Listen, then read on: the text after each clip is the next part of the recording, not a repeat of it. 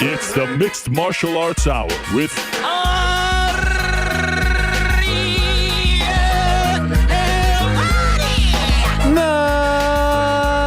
Mixed Martial Arts Hour is back in your life on this Tuesday, October the 25th, 2022. Hello again, everyone. I feel like we just spoke. I was just here 21 hours ago, less than 21 hours ago. It's great to be here on a special Tuesday edition of the program. Yes, a Choo Choo Tuesday edition of the program. We've done one Tuesday episode since we returned. That was the special Nathan Diaz episode back in July. A couple times throughout the years, we've done some Tuesday episodes when there's been a holiday on a Monday and we were just doing one show a week. We're doing a Tuesday show. We're going back to back this week, like the great Aubrey Graham once said. You know what I'm talking about. Happy birthday, 36. How about that? Because tomorrow we're off to Phoenix for the highly anticipated Jake Paul Anderson Silva card, Showtime pay-per-view. I'll be a part of it. And how about this? Just announced yesterday, George St. Pierre going to be there. They're bringing in all the Canadian greats. My good friend, George Russ St. Pierre, the greatest of all time. He's going to be a part of the broadcast team as well. I believe in a co-host capacity, if you will. But, I mean, how about that? Myself and George St. Pierre, two Montrealers, not even Canadians, Montrealers on a Showtime pay-per-view. Jake Paul, Anderson Silva, it's going to be great. We've got a lot of time to talk about that. We'll talk about that on today's program. But my friends, I am psyched. I am psyched about today's show. You know I love a good Wednesday edition. Today, this week, Tuesday is Wednesday. Wednesday is Tuesday. So we'll answer your questions, and we do that off the bat, so I'm excited about that. Let me tell you first, as always, we are brought to you by our good friends over at DraftKings Sportsbook. They are the official sports betting partner of the UFC and the MMA Hour. Download the DraftKings Sportsbook app today. And this is most important, my friends. Use code THEMMAHOUR. Again, that's code THEMMAHOUR for a special offer when you sign up. Again, that's code THEMMAHOUR only at DraftKings Sportsbook. Please support them because they support us. So why am I so excited about today's show? Well, as you know, I like to answer your questions. We'll get to that in a moment. We're still sort of basking in the glow that was UFC 280. There's actually a couple of updates that perhaps I'll get a nice little hot tag for regarding post 280 talking points, 155, 135, et cetera, et cetera. We had a great conversation yesterday with Aljamain Sterling, the reigning defending and still champion at 135. Have some more information regarding what could be next for him, so stay tuned for that. Also, we spoke to Chito Vera. All of that is up on our YouTube channel. All of that is up on the podcast feeds. Cheetah was amazing. Like I said, I mean, one of the coolest human beings on the planet, seems to be at peace with whatever they do. And I did confirm, by the way, that they did approach both Cheeto and Corey Sandhagen. Cheeto told us about this yesterday to fight on that November 5th card. And I did hear that Corey felt like the public, the fans, perhaps even himself, needed a little more time for a fight of that magnitude. And as much as I want to see that fight, I don't necessarily disagree. Obviously, Cheeto gets the brownie points for taking the fight, but that's a big-time fight. That's a potential number one contender fight. Regardless, number one, number two, it's a big-time fight on, 3 weeks' notice, 4 weeks' notice? I don't know. Maybe even less. Unclear when exactly they offered it. But anyway, we'll talk about the 35. We'll talk about the 55. Back into the show, we'll check in with the Parlay pals. We're getting back on track. Come hell or high water, we're getting back on track. Some tasty options this week. We're getting back on track. I feel it in my bones. We were just there. We just need one winning weekend, and then we're back. And then I think we're going on a long winning streak. So I feel like this is the weekend. We'll check in with the guys back into the show. We'll talk to Fabian Edwards. Actually, I skipped one. We'll talk to Calvin Kattar. So this is fun. A lot going on in the world of combat this week. MMA boxing. UFC has Calvin Kattar versus Arnold Allen at the world's most famous Apex. Very important fight in the 45-pound division. So I'm looking forward to that. Bellator has a show in Milan Saturday afternoon, Saturday night over there. and we'll get into that. Of course, we have Jake Paul versus Anderson Silva Saturday night. Lomachenko is back, fighting on ESPN Saturday night as well. And the great Katie Taylor is also fighting. There is so much going on Saturday. You can sit on your couch for 14 straight hours and be highly entertained. There's a lot of fun stuff going on. And we're going to be talking about all of it on today's show. And we're going to be talking to some of the main figures on those cards on today's show. So Calvin Kattar is going to join us at 3:30. He's one half of the headliner for the UFC card this weekend. I wish it wasn't happening at the Apex, but alas, you don't like when I talk about it anymore, so I'll try to chill out on that front. He's coming off that controversial loss to Josh Emmett. Looking forward to seeing that fight and looking forward to talking to him, despite the fact that he's a New England Patriots fan. We'll talk to Fabian Edwards, who's the younger brother of UFC welterweight champion Leon Edwards. I've never had the opportunity to speak to Fabian. I'm looking forward to talking to him. Currently ranked number 2 in the Bellator middleweight rankings. He's fighting in Milano this weekend against Charlie Ward, who's had a bit of a renaissance as of late, who's on a bit of a run. Fabian Edwards coming off a massive win, arguably his biggest win ever over Lyoto Machida. Now he gets Charlie Ward. Perhaps win gets him in the title picture. Johnny Eblen, the champion at 185, sounds like he's going to fight Tokov next, but, gets him obviously a little closer, and this is his first fight since his big bro won the welterweight title in August in the most dramatic fashion possible. So I'm looking forward to talking to Fabian Edwards for the very first time. That will be at around 3:10. Prior to that, we'll talk to Arnold Allen, who's one of my favorites to speak to, as you know. Always great to pick his brain. Always great to have him on. And he's got a big opportunity this weekend. I'm looking forward to that fight very much. And I think the winner of that fight, especially if it's Arnold Allen, I think the winner of that fight could have a major say in the featherweight title picture. Allen's on some kind of run. What is it? 1, 2, 3, 4, 5, 6, 7, 8, 9, 10, 11 in a row. 1, 2, 3, 4, 5, 6, 7, 8, 9 in a row in the UFC. It's the first time, by the way, since 2019, and prior to that, the first time since 2014 that he fights twice in a year. So this is good. This is very good. I'm very happy to see this. Big spot for Arnold Allen. We'll talk to him. And prior to that, my friends, so very excited. Katie Taylor is back on the show, the greatest female boxer of all time, the current pound-for-pound queen. She's returning to action this weekend in her first fight since the Amanda Serrano fight. You see the program right over there. She's going up against Karen Elizabeth Carabajal in Wembley, at Wembley Arena. Big spot for her, defending all 4 of her lightweight titles.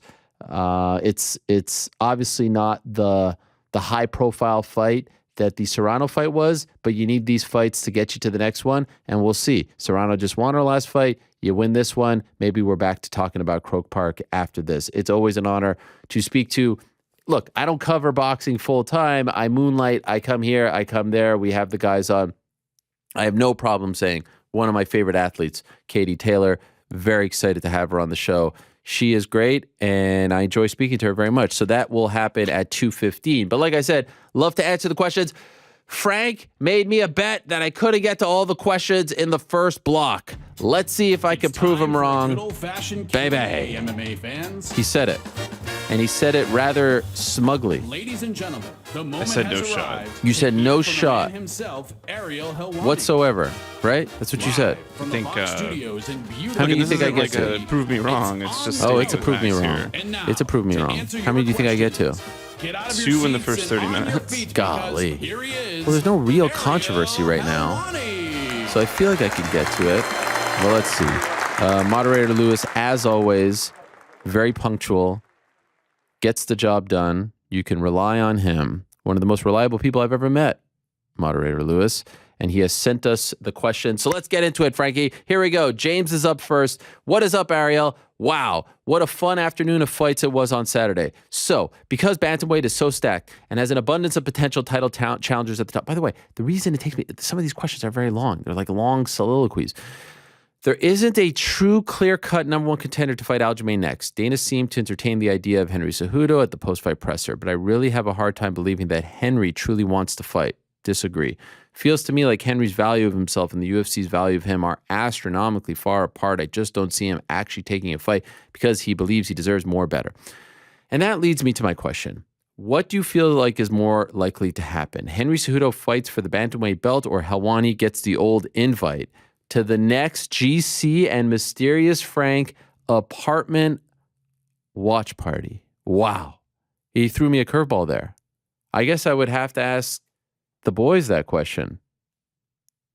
Why haven't I received? I mean, you've been invited to everything. Have I? Everyone. Like, have I actually been, or has it been more of a gag? I like, think hey, you're man. not considering it an invitation unless you go.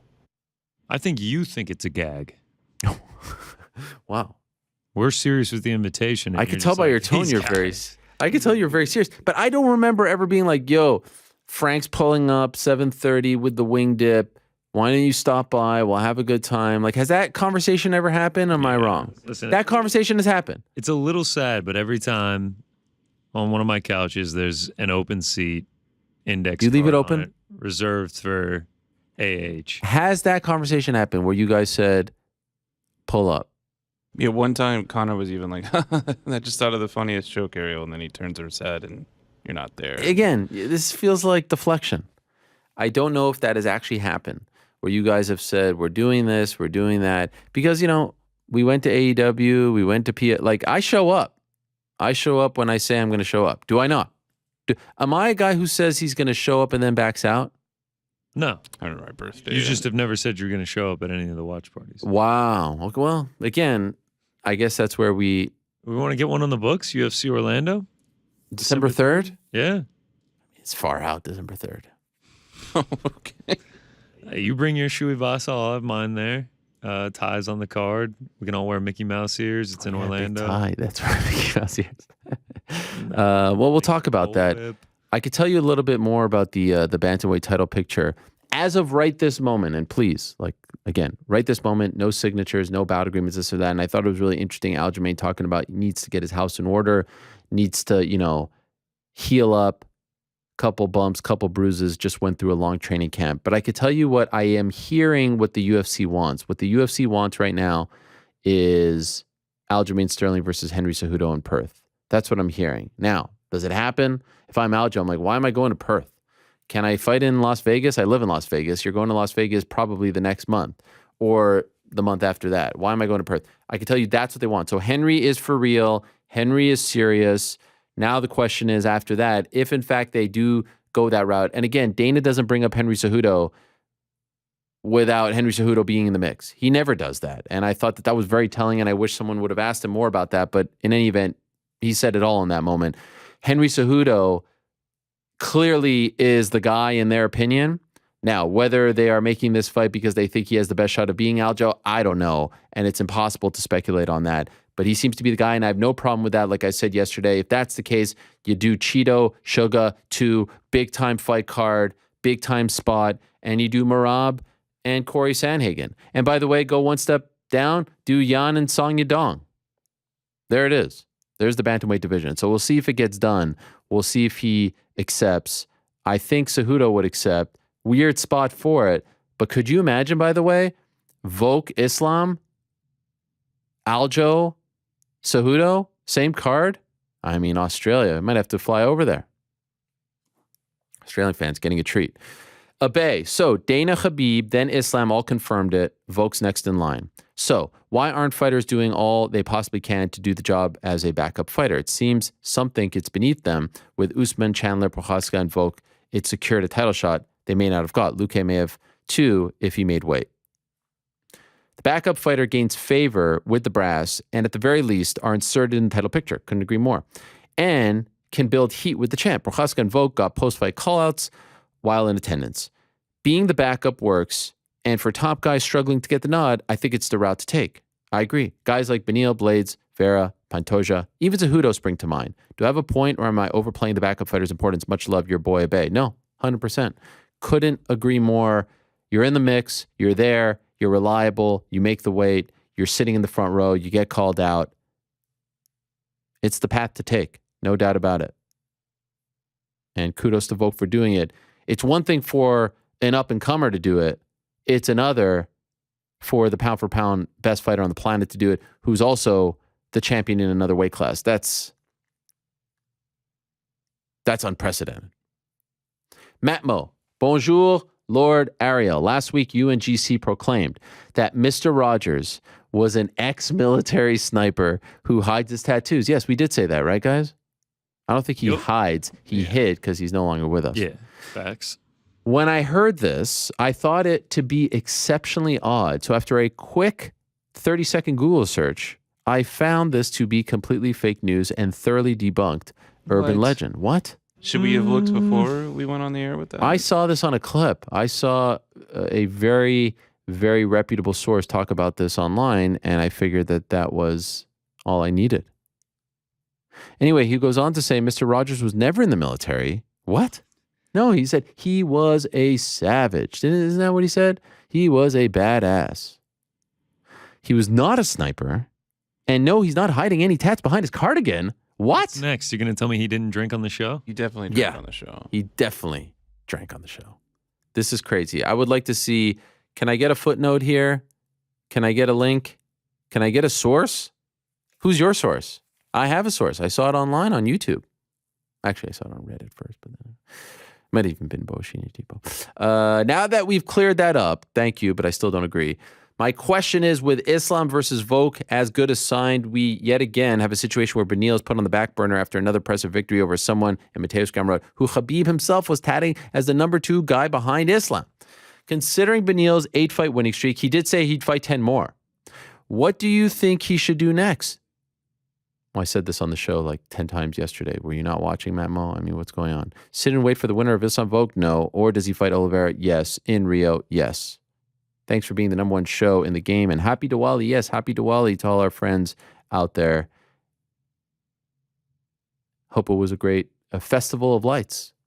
You got to do Oliveira versus Beneil in Rio. Make it happen. That's the fight. Gabe Paz. Shalom, Ariel.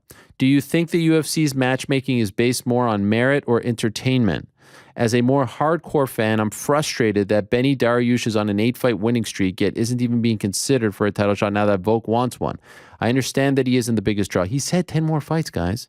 He said he wasn't going to beg. But I'm overall very concerned that the UFC leans more towards matchmaking for the laymen of the sport instead, while further sacrificing the meritocracy aspect of MMA. I mean, where have you been? Thanks, a fellow large-nosed comrade Gabe. I mean, can I introduce you to Leon Edwards? Can I introduce you to Tony Ferguson? Can I introduce you to George Soteropoulos back in the day? Can I introduce you to so many guys who went on long winning streaks and didn't get a title shot? This is what happens. Sometimes it's bad luck. Eventually you get it done. Sometimes you got to bang the drum for a very long time. I mean, we just saw this in the Leon Edwards situation. He had to bang the drum, and eventually, you know, things work out, breaks happen, and he gets the nod. But yeah, this is what happens. I don't think Beneil. I mean, the Volk situation, them going to Perth, Volk being there, he had no shot. He had no shot in any of this. Even if he would have knocked out Mateusz Gamrot in 10 seconds, he had no shot. What I wish he would have done was get on the microphone and say, essentially what you're saying, this is ridiculous, I've won this, I've won that, blah, blah, blah, blah, blah. He said he doesn't care if he has to fight 10 more times. Now, I know obviously he would take the title shot, but I don't think he put any sort of pressure on them. And I think that's unfortunate. You beat Charles Oliveira in Rio. Impossible to deny him. Finn. Interestingly enough, Finn addressed his question to Lewis, but then Lewis crossed out his name and put my name. Let's see what he says. After Jan versus Sterling 2, the narrative around him taking a fight against TJ was so he'd have a guaranteed villain to be the hero against, and he'd get some more fans on his side. Now that the fight is over, do you think this was the case? I don't know. I think they had a former champion. Again, he was there. He was at the last fight. I don't know if they really looked at it like that, to be honest. And if like me, you don't, what can Aljo do to become a bigger draw? I think, you know, Anyway, let me keep reading. I think he has really cool offensive grappling and wrestling. He's got a pretty good lineup of potential interesting defenses. And I genuinely believe he's being himself. Maybe new management or more attention from the UFC. What do you think? Happy Tuesday from Norway. Lewis adds, if Finn really wants my answer, I think Helwani feeding Aljo some material would do wonders. I mean, one thing that I wish he would do is stop feeding the trolls, the comments, all that. But that is who he is. Look, it's very reminiscent. The last champion who I felt had this kind of relationship with the fans was Tyron Woodley, where they felt he was trying too hard. They didn't respect him for some reason.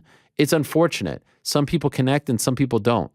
Obviously, the more he wins, the more fans he'll get. If he can get one, look, he's had some bad luck too. He had the first Jan fight, didn't help him. The second Jan fight, some people thought was close. I didn't. That necessarily isn't the best thing in the world. You want a clear-cut victory. And now this fight, TJ was injured. People don't remember all those great fights that we talked about yesterday that he had to, win post Marlon Moraes knockout in order to get to this spot. So for whatever reason, he doesn't connect with the audience. Why that is, I don't know. Is it because they think that he's, too busy arguing with them? Well, they're the ones on his page. I don't know what it is. It's just some people connect and some people don't. I think when Aljo came into the UFC, he was very popular. He was a fresh face coming from the Sarah Longo team. He had the cool hair, the cool look, the cool dancing, the cool chain. And I think he just needs to be himself. And winning is the perfect medicine to all of this. Just keep winning. Just keep doing your job. And as long as he keeps winning and, he's pumping out good content, my only advice to him would be just pay attention to social, put out the content. Just don't engage as much because nothing good comes from that. But otherwise, just keep doing you, man. He's beating tough guys and the fans will come. And sometimes it's like one of those things where they appreciate you when you drop the belt more so than when you were champion. I don't know. But it's hard for me to... You see a guy like Cheeto's sitting there and he's just being himself, and I think fans appreciate that because they feel like he's not trying hard to sway them in one way or the other. And perhaps with Aljo, they feel like he's trying hard to sway them in one way or the other. I think he's incredibly talented. I think he can be very, very entertaining as well. I think he has a fun style. He's amazing at fighting. I mean, he is incredible. So... I don't know. You'd have to ask those people. I'm not one of those people. The only time I ever really criticized him was in the immediate aftermath of the first Jan fight. I thought what he should have done was, this belt is going to sit over there, but I'm not going to wear it, address it, put a spotlight on it until I actually fight him again and earn it. And I think had he done that, that would have been huge for him. That didn't happen. So let's see. Over time, that will be forgotten about. Dom. Greetings, Ariel and the gang. Huge fan from Birmingham, England. Home of Leon Rocky Edwards. Firstly, shout out to GC Rick and Mysterious Frank. You lot kill it. Thank you. My question is, if Arnold Allen gets a big, notable win over Calvin Kattar this weekend, where does that leave him? And do you think the streak he's on warrants a call out for the shot? By the way, Arnold Allen. I mean, Arnold Allen has a longer winning streak than Beneil Dariush. Love the show. Thanks for all the work you guys put in. I'm an avid watcher, and the show really makes my Mondays and Wednesdays, this time Tuesday, shalom. Thank you, Dom. Appreciate that very much. Arnold wins on Saturday. He's in the mix. Now, does he leapfrog over Yair Rodriguez? Does he leapfrog over Josh Emmett? Not sure. Here's where he sits right now. He's currently 6. Kattar 5. He's right there in the mix with Emmett, Ortega, Yair. Obviously, Max is there, but his status is TBD. Right beneath him is Chan Sung Jung. I was talking to his team. Not sure what his status is. Seems like he only wants to fight Max Holloway. And I don't know, when Max is coming back, but I love that fight. My feeling is with Volkanovski fighting most likely in February at 155, he wins this fight, he'll get one more. He wins that fight. Maybe on the UK card, give him a big number one contender fight. On the UK card, he's fighting for the belt. If that goes well, back end of next year. I think he's no more than 2 away, including Saturday's fight. No more than 2 away. So he's in a good spot. By the way, GC, remember we were talking about the pound for pound rankings yesterday? Yes. Islam, Islam number 3. Yeah, I saw that. Islam went from not being ranked to number 3 behind Izzy and Alex. And what did I say? If Izzy loses, they're going to build Volk versus Islam as 1 versus 2. I was going to say, you think there's any chance the UFC is cheering for... No, not for that. I mean, 1 versus 3 is pretty damn close to 1 versus 2. And by the way, even if Izzy wins, I wouldn't be surprised if they bump him up anyway.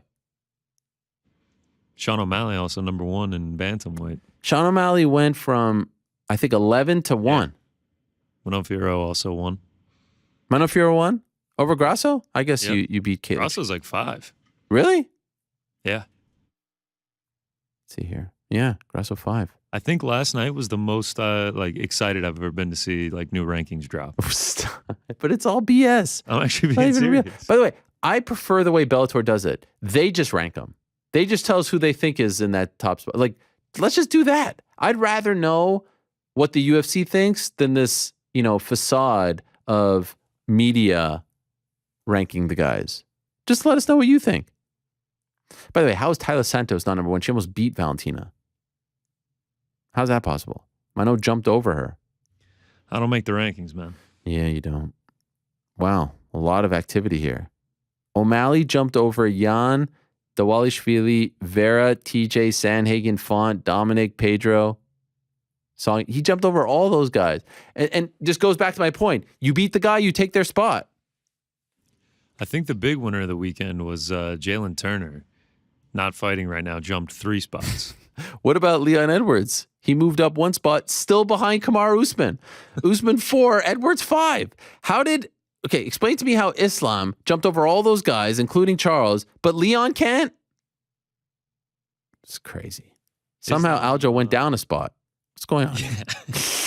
Islam also number 3 in the MMA fighting pound for pound rankings, if I'm not mistaken. Oh, interesting. Let's see what they've got going on over there. MMA fighting pound. Did they post theirs? I believe I saw them somewhere. Oh, here it is. Yep. They currently have Volk, Izzy, Islam. Got 2 first place votes. For sure, Casey was one of them. I guess Jed is the other. Okay. What a shocker. They like to stir the pot. Leon, Francis, Kamaru, Aljo, Charles, Max. Okay, the MMA fighting one is legit. Leon's above Kamaru. How could you not have him above? They go 20 deep. Max, Whitaker, Yuri, Pitbull, Patricia Pitbull, DJ, Dustin, Figueiredo, Moreno, Glover, Corey Anderson, Khamzat Chimaev, Peter Yan. Man, Yan all the way down there, huh? Weird. Someone voted for Casey in the pound for pound rankings. Just kidding. All right.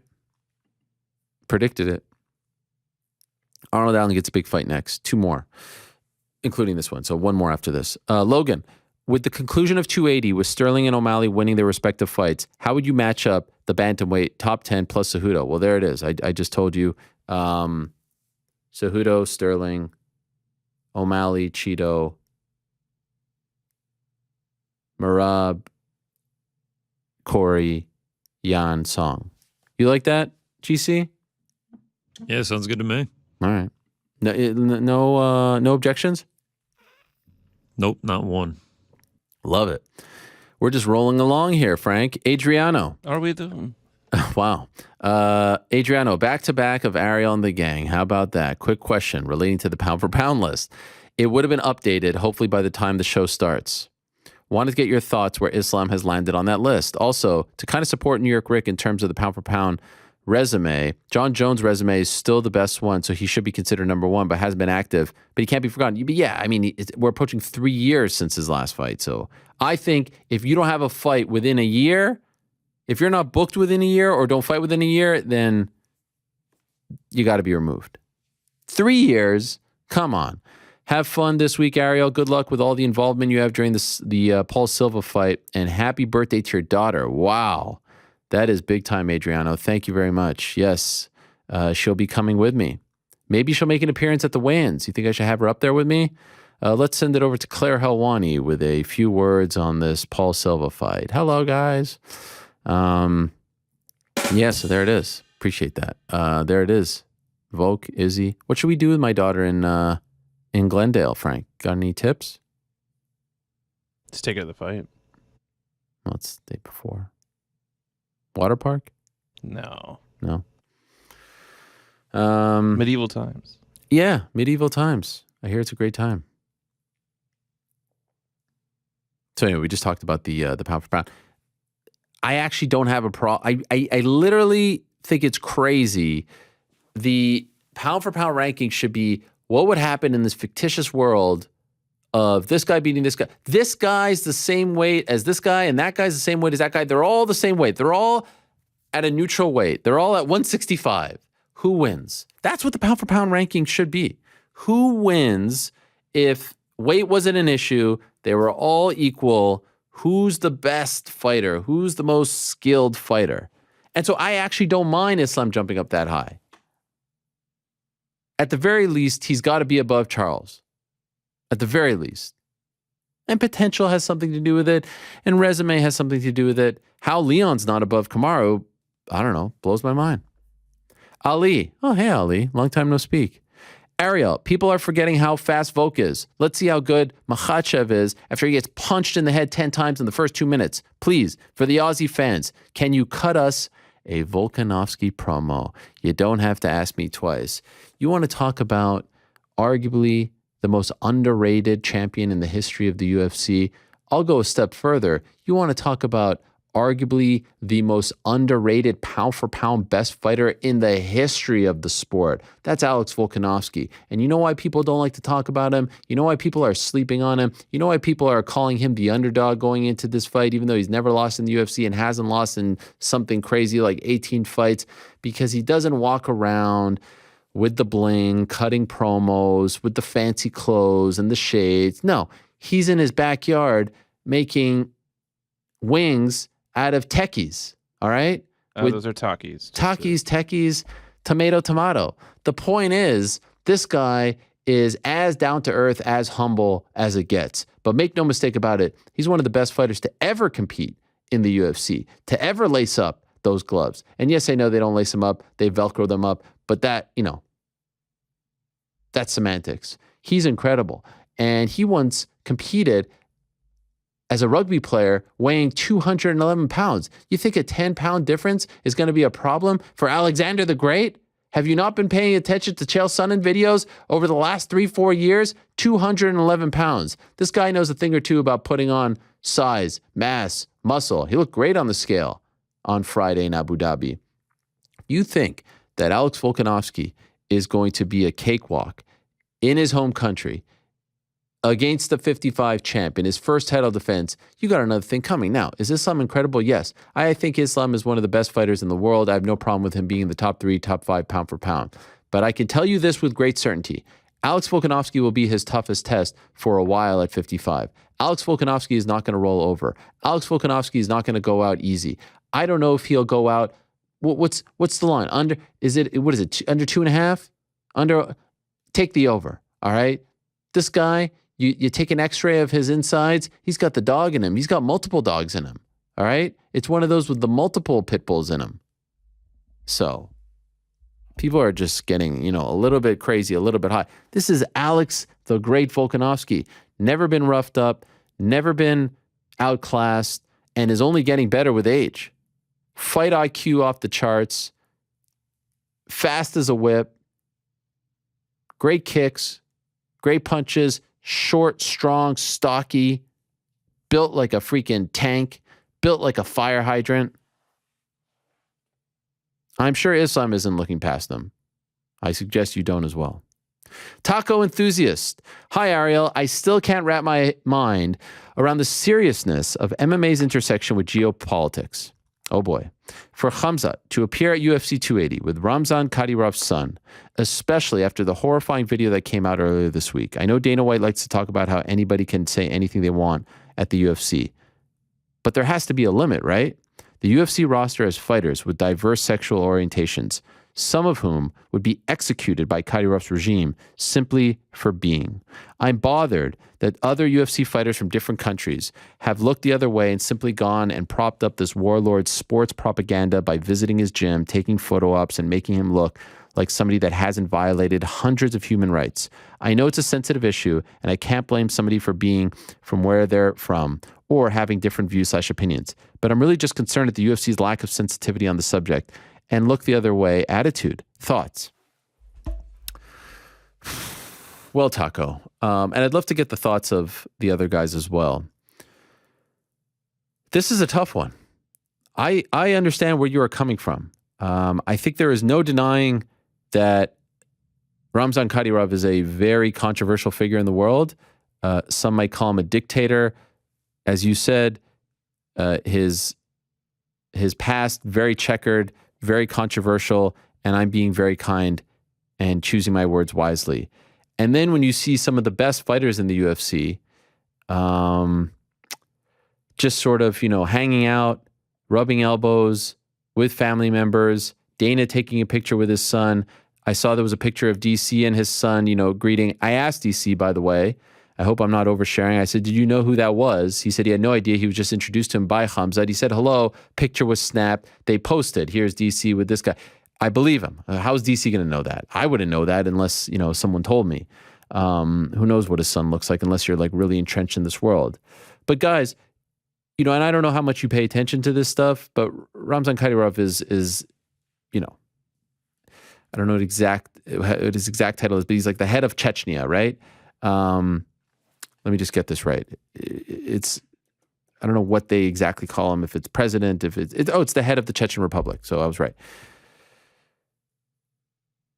You see these pictures, you see these FaceTime things, and you're like, how am I supposed to feel about this?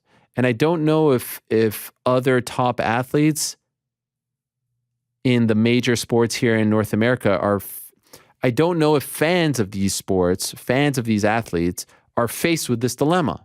Now, there was the Daniel Kinahan situation in Ireland, but also he had the ties to the Fury family. He's kind of been, at this point, everyone's tried to separate themselves from him because of the announcement from the Department of Homeland Security over the summer. And obviously that has affected the Fury family and other fighters as well. But I will admit, I see, and I don't know how to feel. I don't know, are we supposed to just separate those feelings, separate that, and just appreciate these fighters for who they are? It's sort of like what I said last week, to a degree, where, people want to be dismissed because of their politics or because of their viewpoints and this and that, but there has to be some line. I agree that there's a line. I just don't know in this regard what that line is. I really don't know. Do you know what I'm saying? It's a weird thing. They're taking pictures with someone who isn't exactly a friend to the United States and isn't viewed by many as a good guy. Let's just put it like that. What are you supposed to do then? Frank, you got thoughts on this? GC? Anyone? I don't know. I think no one wants to touch it. Yeah, Frank is shoveling his hand toward me. I don't know what to do. It's a tough subject to talk about. It's a really tough subject. I don't really know how to feel about it either. I mean, he's sitting there, and then there's the whole thing with, Nurmagomedov and him, and then the next day there's the FaceTime thing, and you're like, how am I supposed to feel about this? And on the one hand, the UFC says hey, everyone's viewpoints are welcome here. We don't mix the two, but it does seem as though there has to be a line, and it does seem as though they'll draw a line when it benefits them. And I guess it doesn't benefit them to draw a line here.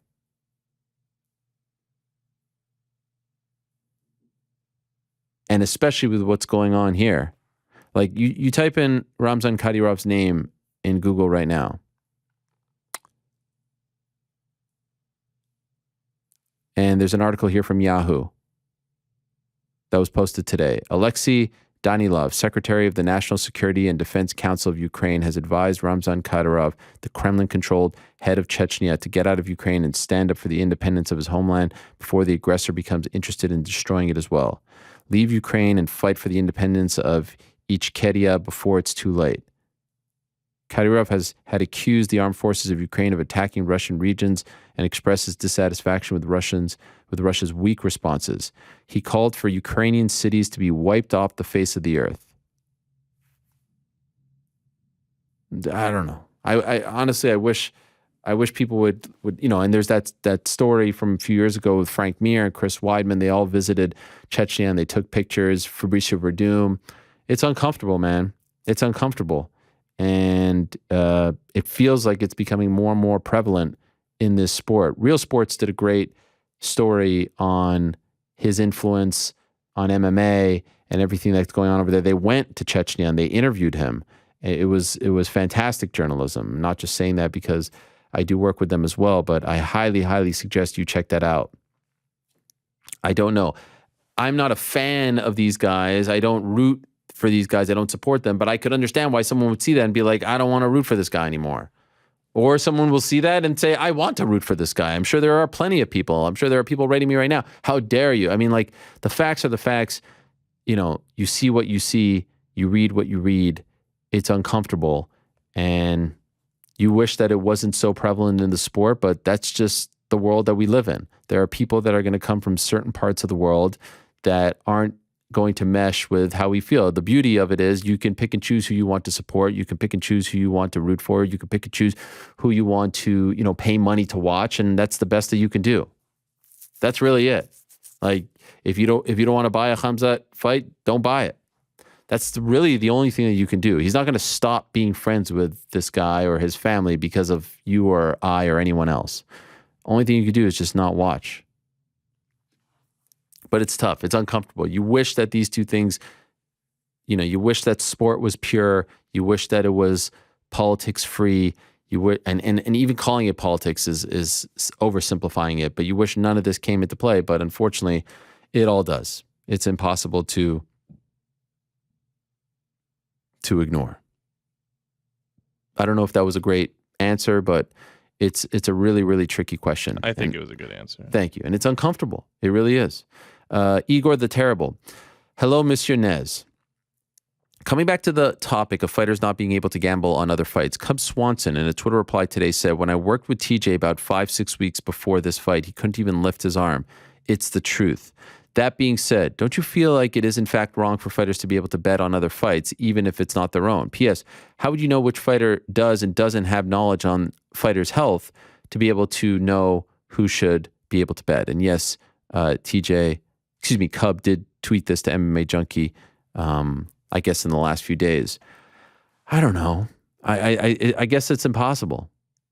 Like, I wish that there was some sort of like fictitious fantasy fairy tale rule where it's like, all right, you cannot bet on your fight.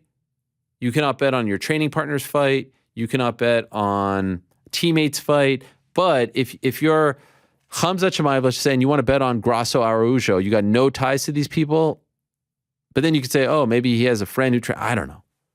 What's your final take on this, GC? Is it okay to outlaw this?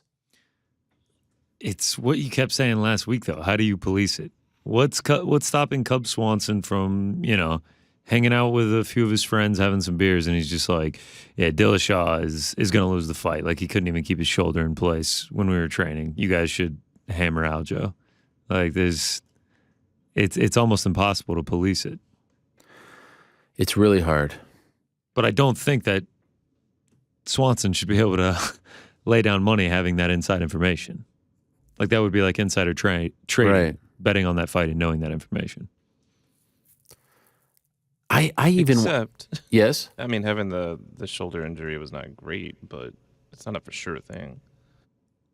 But if that shoulder injury was public knowledge, there is no way the line would have been what it was. I got you. If you're a true friend, though, could you really go and bet against your friend even knowing that they're hurt? I would feel horrible about that. Depends how much you like money. Yeah. Yeah. Tough on the nose today, huh? What do you mean? You're just getting some hard questions these last. These are tough questions. These are hard. These are like real dilemmas. I don't know. The biggest thing is, how do you police it? Do you just ban all these people from using these apps? Also kind of not fair, right? Like, they should be able to bet on football. How do you police any of this? Also, How do you even police it? Are we naive enough to think, let's say Aaron Rodgers is super hurt. Let's say some guy on the Broncos knows that Russell Wilson isn't going to play. What's stopping him from calling his buddy and being like, yo, there ain't no way we're going to win this game. Put 10,000 on the Jets. You know what I mean? Yeah. I mean, him getting this stuff caught has to being happen. Banned from the league. I guess that would be the only thing. Yeah, I guess. What happened to that dude on the Lions? He got suspended for a year, right? The dude on the Falcons, Calvin Ridley. Oh, Falcons was it? year. Yeah. Isn't that crazy though that guy gets suspended for a year and Deshaun Watson doesn't? Yeah. This is the main thing that people bring up, right? I mean, it's insane. Yeah. Iman, Ariel, have you heard anything about why UFC signed Hasbulla and what they actually have planned for him? I mean, I think you saw it last week. The guy was everywhere. I mean, this guy worked harder than anyone. He was the hardest working man in Abu Dhabi. I saw him everywhere. He's a legit social media influencer.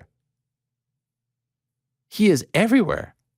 Would they actually put on the fight with Abdul Razak? Surely not. No, of course not. If you were Connor's manager, how would you look to book his return and map out his next 3 fights? I personally think he needs to start with a cowboy type fight again before going to, I mean, less than a cowboy fight. Just get him a win. People just want to see Connor win.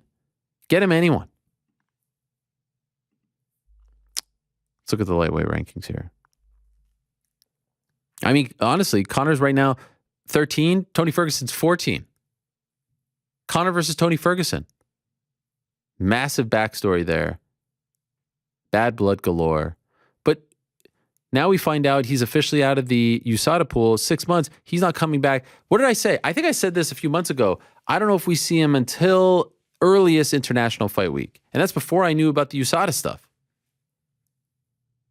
So that means, like, if he came back today, if he re-entered the pool today, he's not eligible to come back until April of 2023.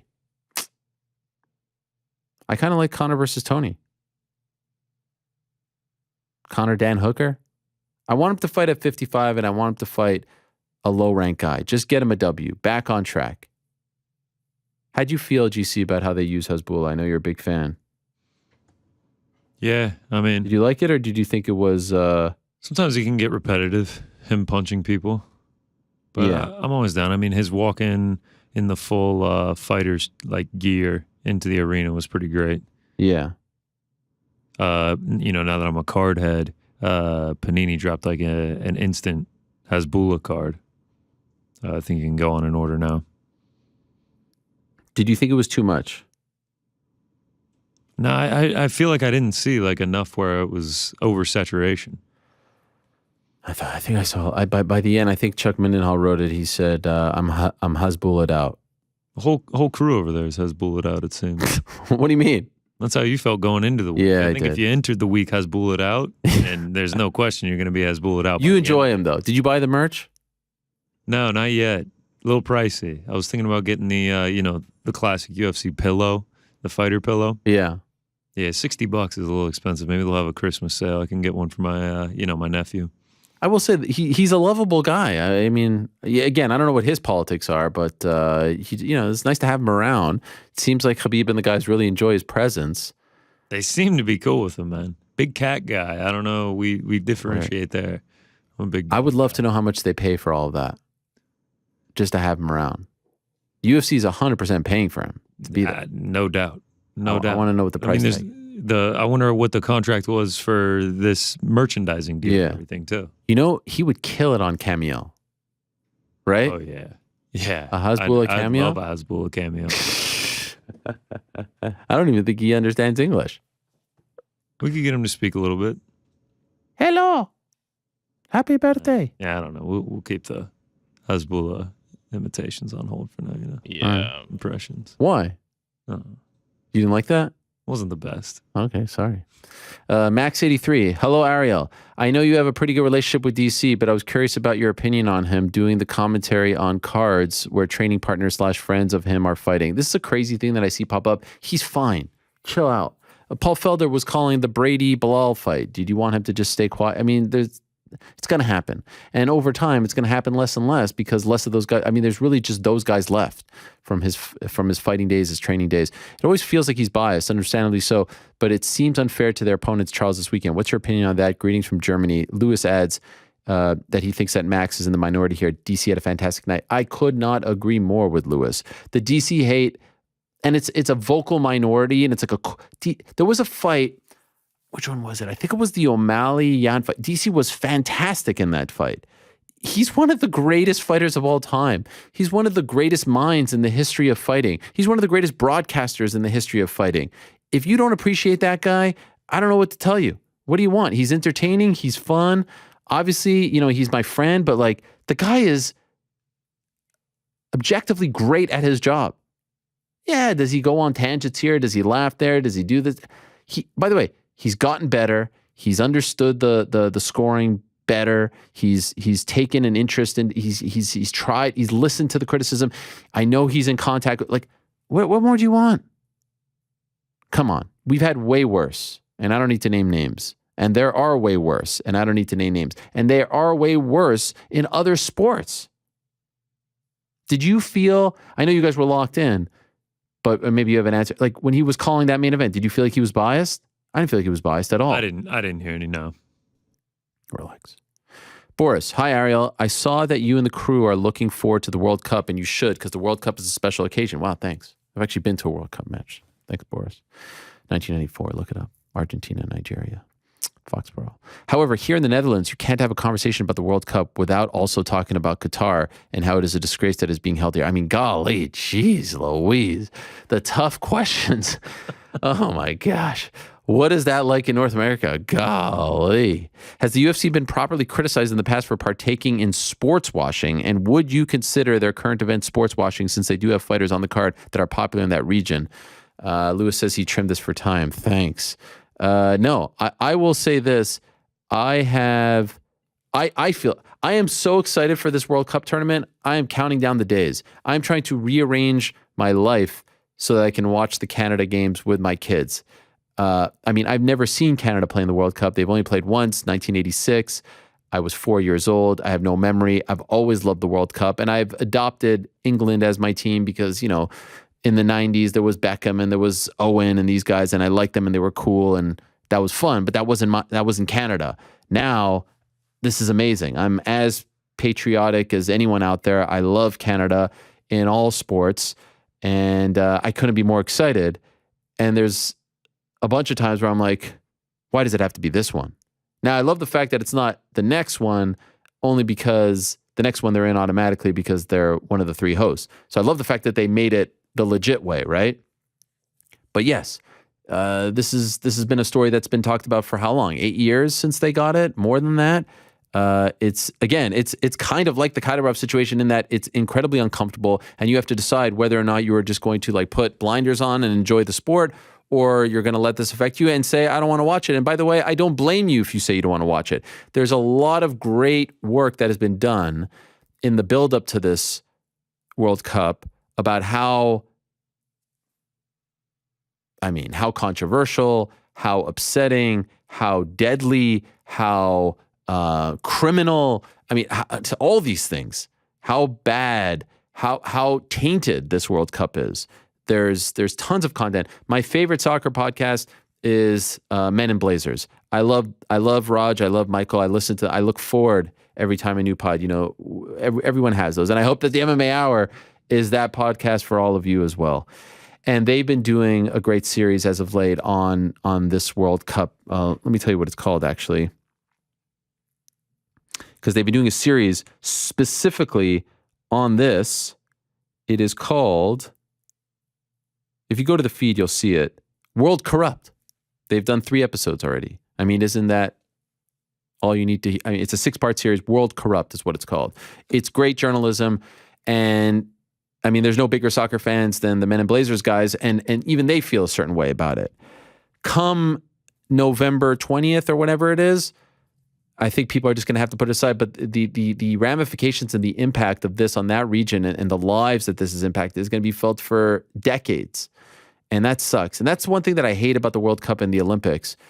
When they go to these regions and they build all these stadiums, and then, it's great for 2 weeks. The world is talking about them, but then what happens afterwards? And it becomes a complete disaster for the economy there, for the citizens there, for the taxpayers.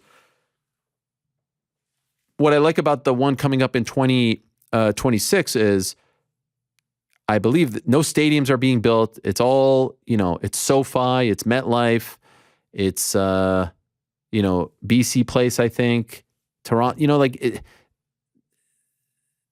they're not changing the lives of the taxpayers there just for a 2-week party or a month party. I like that. I feel better about that. And I think that they should be going to markets like that more.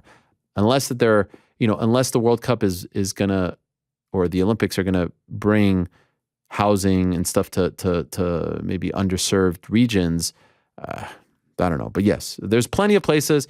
In short, there are plenty of places that have covered this thoroughly. And if you listen to them or read them, you will feel very uncomfortable about it all. And you just have to sort of acknowledge it and decide if you're going to watch and enjoy it or not enjoy it, not watch it. It's tough. I will say this. Has the UFC been criticized in the past for partaking in sports washing? Is that a fair thing to say? WWE has been criticized aplenty for their deal with Saudi Arabia. And I think for the most part, it has been fair. Those events, obviously as a journalist, I feel very strongly about, Saudi Arabia, and I would not be on the first plane out of there or out there. UFC's deal with the UAE, is that considered sports watching? I mean, I don't think correct me if I'm wrong, I'm no hardcore political guy, but I don't think it's as a controversial place as Saudi Arabia. I don't even think that's even remotely true. Can they be criticized for the Kadyrov stuff? 100%. He's been to some of their events. Do they go to these places like the UAE because they're paid to go there and promote? Yeah, but that's not sports washing. So can the UFC brass be criticized for turning a blind eye to this stuff? 100%. I don't think the UFC as a product has been used to sports wash. I think people use MMA to sports wash. But I don't think the UFC as an entity has been used like we've seen in the World Cup. We saw it in Russia in 2018. You see it in the Olympics as well. So I don't think that is a fair statement. But it's a very prevalent thing. You see it all the time right now, and people have to make a decision whether or not they want to partake. You saw with the Anthony Joshua fight in Usyk recently. It's uncomfortable. Sam, hi Ariel. ONE FC does hydration testing with Waynes to ensure fighters don't do unhealthy weight cuts. This sounds good in theory, but we also saw the other side of the coin at One on Prime 3, where multiple fighters were at catch weights and Lineker was stripped for missing weight. My question is, would you like to see other promotions follow ONE's lead with hydration testing, or what else could promotions do to encourage safer weight cutting? It's a little complicated for me. I don't think I think the only way to really fix weight cutting, or at least try to minimize the issues, more weight classes. That's it. And then there's the byproduct of that is, more titles, watered down, all that. That's the only way. It's always going to be dangerous. It's always going to be unhealthy as long as fighters are going to try to gain an advantage and cut a lot of weight. And so you just hope that they have the right people behind them, working with them, nutritionists, specialists, all that stuff. But I don't think the hydration testing is like the end all be all, because you still see mishaps. By the way, can we get Cade Rotullo on the show? He's a 19-year-old BJJ phenom, great personality, great look, MMA ambitions, and he just won the one submission grappling belt. The people need to meet this guy. Cheers to you and the crew. Yeah, there's a lot of great guys, especially in the grappling side of things on the one roster. There's just only so much, Brian, hello, Ariel. How do you feel about Frankie Edgar's retirement fight? I personally feel like Ali should have got Frankie a matchup with another legend or a fighter up there in age and not a young, hungry lion. Edgar versus Cruz or a Sun Tzu or even a rematch with Cub. Yeah, I thought they would go with a sexier, bigger name. I thought that they would go with a fellow legend. Don't love it. Don't love it. Think he could win, but yes, you're right. Gutierrez is a young, hungry lion. Wish I could talk to Frankie about it. Can't. Talk to Frankie long before he ever worked with his management. Can't. Maybe he's been trying to text me and I didn't get his text. Maybe I should reach out. What do you guys think? It's worth a shot. Can't beat that.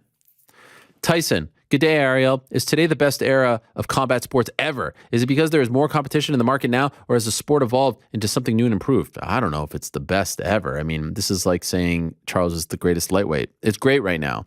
And there's a lot to like in boxing. There's a lot to like in the MMA world. There's a lot to like on the male side of things, the female side of things. I mean, women's boxing has had its best year ever, arguably. Women's MMA is great. It has been great for, the last 10 years or so. Boxing had a great start to the year. The Crawford Spence nonsense fizzling out. The Joshua Fury Usyk stuff fizzling out. And even yesterday I see, Ryan Garcia and Tank Davis have agreed to a framework. I'm like, yeah, okay. I feel like I just heard this. Did I not just hear this? Wake me up when they actually are in the ring. Or at least at a press conference together. How about that? Jake Paul has saved boxing. I don't know if you guys heard this. Did you guys hear that? Hey, Jake Paul helped make Serrano Taylor, okay? He made the Anderson Silva fight. It's a great time. Enjoy it. I mean, just look at this Saturday. Bellator, UFC, Katie Taylor, Silva Paul. Next year, potential return of Conor, potential Nate Diaz, free man, all the big fights. Volk. Next year, first quarter alone is looking to be huge. Rio card, give me Nunes Shevchenko, Moreno Figueiredo. Perth card, give me Volk and Islam. Maybe Cejudo Sterling. John Jones, maybe, hopefully, yes, please. Ngannou, re-sign, maybe, hopefully, yes, please. Lot to like. David. Hey, Ariel, UFC will have 2 pay-per-views in March. It was reported by MMA Junkie UFC 285 will be on March 4th. Is Jones and Ngannou going to happen on that card? I mean, this is what I told you. If they don't get him for December 10th, they're hoping, they're working on, they're gonna try to make March and Ngannou Jones happen.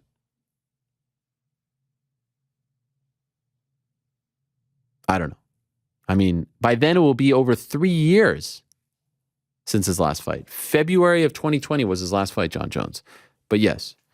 And I don't know if that March 18th date that Mokaev said yesterday is legit, but clearly they're going to go to the UK March or April. And they've done 2 March pay-per-views in the past. Remember a couple of years ago, they did the Izzy Jan fight, and then they also did Ngannou Miocic. So not the craziest thing. Scott, good day, Ariel. 2 quick ones. With reports coming out that CM Punk is going to be bought out and released from AEW, I wanted to know what you thought of his overall legacy in wrestling. It seems like no matter where he goes, he never leaves on good terms. I mean, he left the UFC on good terms. I don't think that's fair. And obviously the WWE, it's just WWE. He left Ring of Honor on good terms, so I don't think that's fair either. But yes, this will obviously hurt his legacy a little bit. I think over time, if this is in fact the end, I think over time people will recognize him as, a trailblazer, one of the big draws in the history of the business. And yeah, there were ups and downs, but there's no deny. This shouldn't erase everything that he did. This shouldn't taint everything that he did. It was just a potential unfortunate ending.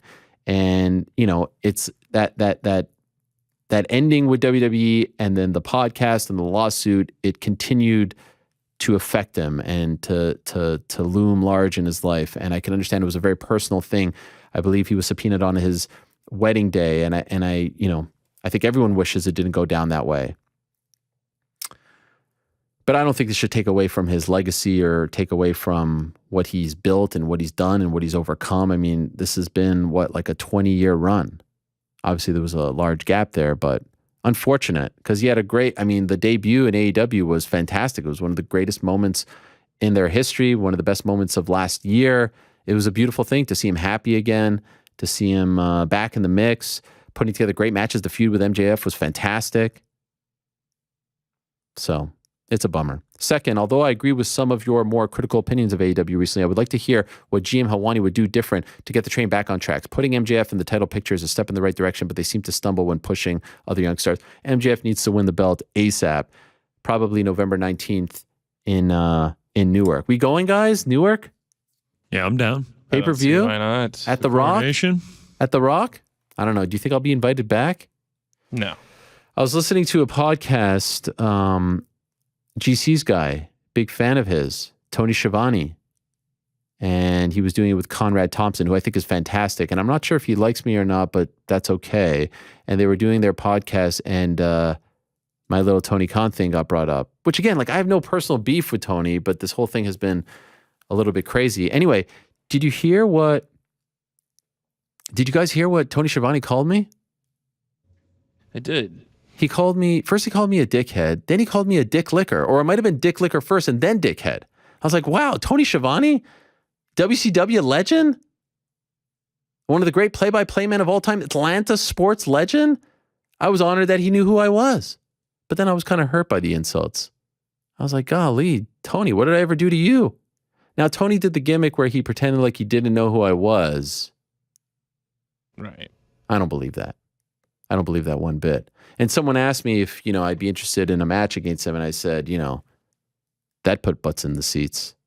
Of course, that was a nod to his infamous call of when he was doing play-by-play for WCW and they spoiled the results of Mick Foley winning the heavyweight championship. And then everyone ended up turning off Nitro and going to Raw and watching Raw. And then basically that was the beginning of the end for WCW. He remembers. But I was hurt by that. I thought that was a little much. I mean, did we have to resort to those kinds of insults? Dare I say homophobic? Not cool, Tony. But then I was thinking, I was like, well, I mean, he does work for Tony Khan, and I appreciate that kind of loyalty. I appreciate him having his boss's back. What else is he going to say? He's going to support his guy. Not that there should be any support going on here. I mean, we're talking about an interview, for goodness sakes. And again, I've said time and again that I think that the AEW product has been great and better than the WWE product, just not right now. And then I was thinking, well, he was pretty much out of the game. I mean, his career was dead in wrestling for 20 years until Tony brought him back and resurrected his career. Everyone forgot about him. He was completely irrelevant for 20 years, so why wouldn't he defend his boss's honor? I just thought that was a little mean. Do you guys think that was mean? Yeah, I think it was pretty messed up. But if my career was dead and someone resurrected it and brought me back 20 years later and made me, a part of the show and relevant again, I would go strong in the paint in support. Just didn't think that the names were, were fair, were nice. I will say, though, seems like they're taking it way too personally. All I said was it wasn't a good interview. And you may not agree with my stance on the product versus WWE's product, but I don't know how you can deny that it wasn't a good interview. By the way, did you guys see that they did, in fact, clip off the thing that I said last week that I predicted they would clip off and everyone got all worked up over it? Did you guys see that? It was great. I missed By the way, I just want to repeat, Frank, cut this part right here. Right here. The AEW product is killing it right now. They are absolutely murdering WWE. I mean, they are firing on all cylinders. All the belts have been great. All the matchups have been great. The storylines have been great. It's not even a question. It's really not a question. They go Tuesdays, kill it. Wednesdays, kill it. Pay-per-view, kill it. Fridays, of course, kill it. They've been fantastic. I mean, they are on fire. Connor, hello, Ariel. I'm writing from Victoria, British Columbia, home of one Steve Nash. With the problem child taking on the Spider this week, I'm curious if we're ever going to see Jake return on the MMA Hour. I know there was a back and forth with the Rockhold situation, which I applauded you for standing up with the fighters. I feel like the promotion of this fight would have been better served if he had come on the MMA Hour prior to the event. Will we see Jake Paul back on the MMA Hour eventually? Peace and love. Big fan of you, GC, Rick, and Frank is the man. Of course you'll see him back. I'm going to talk to him on Thursday. And I actually spoke to him last week when we did the fighter meetings. It's all good. I will say this. Everyone was like, oh, Ariel, you're going to be banned from the event, this and that. First of all, I work for Showtime, paid for Showtime, in case you're all wondering and worried. Second of all, no one ever brought any of that up with me, and I appreciated that. Even, you might even hear a message from the fighter, the management. No one said anything. I didn't start it, held my ground, spoke my piece, and we move on. How do you feel about it now? How do I feel about what? The whole thing. I feel great about it. I will always support the fighters. I will always support the OG MMA fighters. I will always support the guys that I came up with, and I think that he was wrong in his assessment of that fight. And I think he has some work to do in terms of convincing people once again that he is genuinely interested in the fighter pay situation. His interest is sincere. His rhetoric is sincere. I think he has to to convince us, as well as me. He doesn't have to, but if he wants us to believe and care, I think there's some work to be done there. On a 1 to 10, like where do you feel? I feel like you're trying to get me to not get to the last question here, and there's Just 5 a 1 minutes or left. 10 Yeah. like numeric value here, man. I don't even know changed recently. what's the question. I don't even know what the question is. So like how committed do you think he is to Oh. the fight or pay issue? 6.5 right now. Where did it start? I thought he was legit. I thought he was at a 9, an 8.5, something like that. Yeah, that makes sense. You'll never sing that. Champions of Europe, you'll never sing that. I'm very excited about it. We've got the face-to-face tapings on Thursday, hosting the press conference on Thursday afternoon, doing the weigh-ins with the legendary Jimmy Lennon Jr. on Friday at the newly renamed Desert Diamond Casino Arena. Or is it just Desert Diamond Arena? It's no longer Gila River Arena, by the way. And then doing the fights on Saturday in the booth with the guys, a 5-pack of fights on Showtime pay-per-view. Antonio Nieves going up against Alessandro Santiago. Of course, we all remember their great fight on Showbox back in 2016. 118-pounders fought to a majority draw. And so now they'll be running it back again. Nieves, by the way, works as a banker in Cleveland. And then, of course, Uriah Hall going up against Le'Veon Bell. Ashton Silva against Braulio Rodriguez. Dr. Mike against Chris Avila. Jake Paul versus Silva. I mean, what are you going to watch it, Frank? Yeah, I am actually. Lovely. McKinney is number 21. Ariel, my man, I come with you today with a duo of questions pertaining to the holidays. Firstly, is it a coincidence that a fighter with the nickname The Spider loves fighting around Halloween? Wow. For instance, Rich Franklin, October 20th, 2007. Patrick Cote, October 25th, 2008. Uriah Hall, October 31st. Only Halloween card in UFC history, by the way. And now Jake Paul on October 29th. That's actually crazy. Never really put 2 and 2 together. I'm going to ask him that this week. Secondly, I want to ask you and the whole team about what their favorite scary movie is. All the best and enjoy the holidays from Derry, Ireland. Frank, favorite scary movie? I feel like you're a big scary movie guy. Titanic. Stop it. What are you talking about? Is that really It's pretty scary. legit? No. Oh, okay. I need a second to think about that. Go to GC. GC? Not a huge scary movie guy. Wow, I'm surprised. You think so? Well, you're I feel like you're a very, holiday guy, in the spirit guy. Yeah, like I'll watch Halloween. I've watched the newest Halloweens. They're terrible. Okay. They're like, I hate watch them at this point. They're so bad. I mean, I don't know how Michael Myers isn't dead. I mean, in the last movie, they were just beating him over the head with bats and they were shooting him and somehow he still lived. But moving on from that, Final Destination, OG, pretty good. I think that's Rick's favorite movie. It's a good one. It definitely is enticing as you watch it. It's pretty good. The Saws are a lot, but they're all right. Mm-hmm. OG Halloween is pretty good. I'm a pretty big fan of that. The new It's were all right. How many do you have, man? I don't know. There's pretty much all the scary movies I've seen. I'm not a giant scary movie guy. I think Come and See is probably my favorite scary movie. New York Rick says he's a huge horror fan, so My Bloody Valentine. instead of favorite, which there's many, I recommend The Descent Oh, God. and Final Destination. Yeah, Devin Sawa. I'm going to go with I Know What You Did Last Summer. That was my favorite. Well, that's not a joke. I love that movie. Is that Scream? What's scary No, about it? it's legit called I Know What You Did Last Summer. Yeah, I read the book. No, that's a legit horror movie. What are you talking about? Yeah, the one with the guy with the trench coat. Jennifer Love Hewitt in the 90s? Not a good movie. What?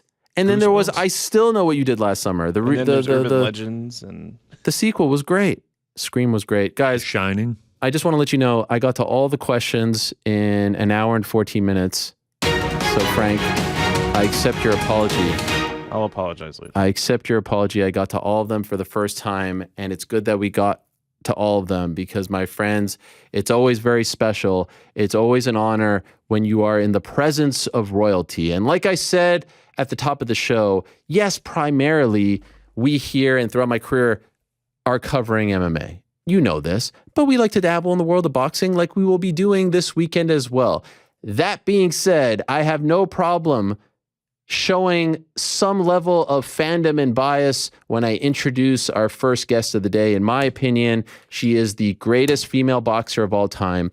She is the best boxer in the world right now. She is the pound for pound queen when it comes to boxing. And do not listen to anyone else who says otherwise. She returns to action this Saturday, live on DAZN at Wembley Arena. Scene of her very first pro fight. Another title defense, surely, for the patron saint of the Emerald Isle, for the queen of boxing, as I said, for the Bray Bomber herself, for the one who headlined and sold out Madison Square Garden back on April 30th. This is her first fight back. She is the one and only, the inimitable, the incomparable Katie Taylor. How are you, Katie? Thank you so much, Earl. Yeah, great. Thanks so much for the lovely introduction there. Anything for you, Katie. You are the best, and it's such an honor and a privilege. Honestly, it is very, very exciting. Anytime you talk to us, you come on the show. I know you're not a huge fan of the media, so we appreciate it very much. And I know you're getting ready for the fight, so thank you so much for the time. It's great to be here. Thank you. Thank you so much. So, could I ask, Katie? I've been listening and reading some of the media that you've been doing in preparation for this fight, October 29th, back at Wembley, and it seems like, 95% of the conversations are about the Serrano fight, are about April 30th and whatnot.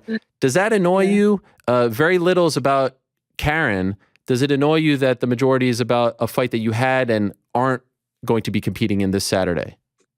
I just tried my best just to be polite about, I suppose, and just answer the questions. But my mind is obviously very much focused on Saturday night, and I have no problem speaking about what happened last time. But my mind is completely just set on staying focused for what's ahead. I was obviously a phenomenal night the last time, but I think there are going to be bigger nights ahead, and. But first and foremost, I had to get past my opponent on Saturday night. I was also wondering why that might be. And then it occurred to me, you didn't really do much media after the fight. You disappeared. Lord knows I tried to talk to you, and you just kind of disappeared off the face of the earth. I didn't get the memo, Ariel. So. Oh, okay. Fair enough. I won't mention who I asked to have you on, but you didn't really take a victory lap tour. Was there a reason for that? Did you feel like there was just so much press and attention leading up to the fight that you just needed a break from it all afterwards? I don't know, to be honest. I just do what I normally do and just go back into normal life after the fight. And I was back in the gym a few days after that fight, just preparing for these kind of nights again. I'm not a big media person, like you said, but there was just an awful lot of media before that fight. It was a hectic few months, really, in preparation for such a big mega fight. And it was nice just to sit back and enjoy that victory with the people who are most important to me, I guess, my family, my friends, and that's basically it. Could I ask, how many times have you watched the fight? Just at one time. Just once? Really? You haven't? Yeah, just. Really? And was that in the immediate aftermath or was that recently? That was, say, maybe a week or so after the fight. Once is always enough, though, isn't it? Wow. That is amazing to me. I thought maybe you'd want to revel in it, watch it a few times. Yeah. When you watched it on television, what did you feel? Like, it made a lot of people feel a lot of different emotions. It's one of the greatest fights that I've ever seen live. It was truly a privilege to be in attendance. But when you're watching yourself, especially in those final moments, digging down deep, what do you feel and what do you think about? Honestly, when I'm watching the fight, it was just a phenomenal fight, really. A great fight. The atmosphere alone was just so special between both the Irish fans and Puerto Rican fans. And just even when I was fighting during the night, there's signs that we couldn't even hear the bell ringing. That's how loud the actual stadium was. Just an iconic night in the sport. And we were obviously saying beforehand, Madison Square Garden, Muhammad Ali, Joe Frazier, but it's amazing that myself and Amanda Serrano are in that conversation now as well. And never in a million years did I think, say 10 years ago, I'd be in this position, headline at Madison Square Garden. How far the sport's actually grown over the last few years, and we put on just an incredible show from both of us, really. yeah, just an amazing night for the sport. When you watched it on television, were you convinced that you won? Yeah, I don't think you can have any complaints with the decision really. So yeah. I agree with that. I think Jake and his team said otherwise, but I vehemently disagree with them on that one. I remember getting to see you briefly as you were walking to the press conference, and you were obviously banged up. Had you ever felt that way in the aftermath of a fight? I mean, you guys went to a place where rarely fighters go. Your body, everything. How did it feel in the days after the fight? Yeah, I mean, I tend to actually bruise very easy, to be honest. I think after a lot of my fights, I am quite banged up, but I heal very quickly. And after a few days, I was actually back to normal again. But yeah, it was obviously a trenches sort of fight, and that's the sort of fight I was actually prepared for. In those big mega fights, you have to dig down deep. You have to show a lot of heart and grit, and you have to be willing to go through the trenches, like we both showed. And I'm just delighted to come out as the undefeated fighter again, and in a well-deserved win. Do you think that fight changed you as a fighter, as a person? I wouldn't say it changes me as a person. Or as a fighter. I think it's always great to go through those tough battles, and it's always great to test yourself against the very, very best. And that's the mentality I've always had. I wanted to test myself against the biggest challenges out there. And when you do go through big fights like that, it does give you a sense of confidence as well going into the next fights. I don't think I've ever chosen an easy path. I've always been a fighter who has taken risks in my career, and I've picked the biggest opponents, and fought the biggest fights out there, and I take pride in that. Was she better than you thought she would be? I wouldn't say so. No. I mean, I think before the fight, people had me as the underdog before that fight, which is crazy. Yes. So I think everybody was underestimating me going into that fight. Anyone who ever has me as an underdog doesn't really know me that well. I was definitely excited about stepping into the ring and coming out victorious, which I actually did. You posted a photo. There's a great photo of you in the locker room, and you're sitting next to your mother. I think you posted it in the aftermath. Do you remember what you guys were talking about in that moment? And even if you don't, why is that picture so special to you?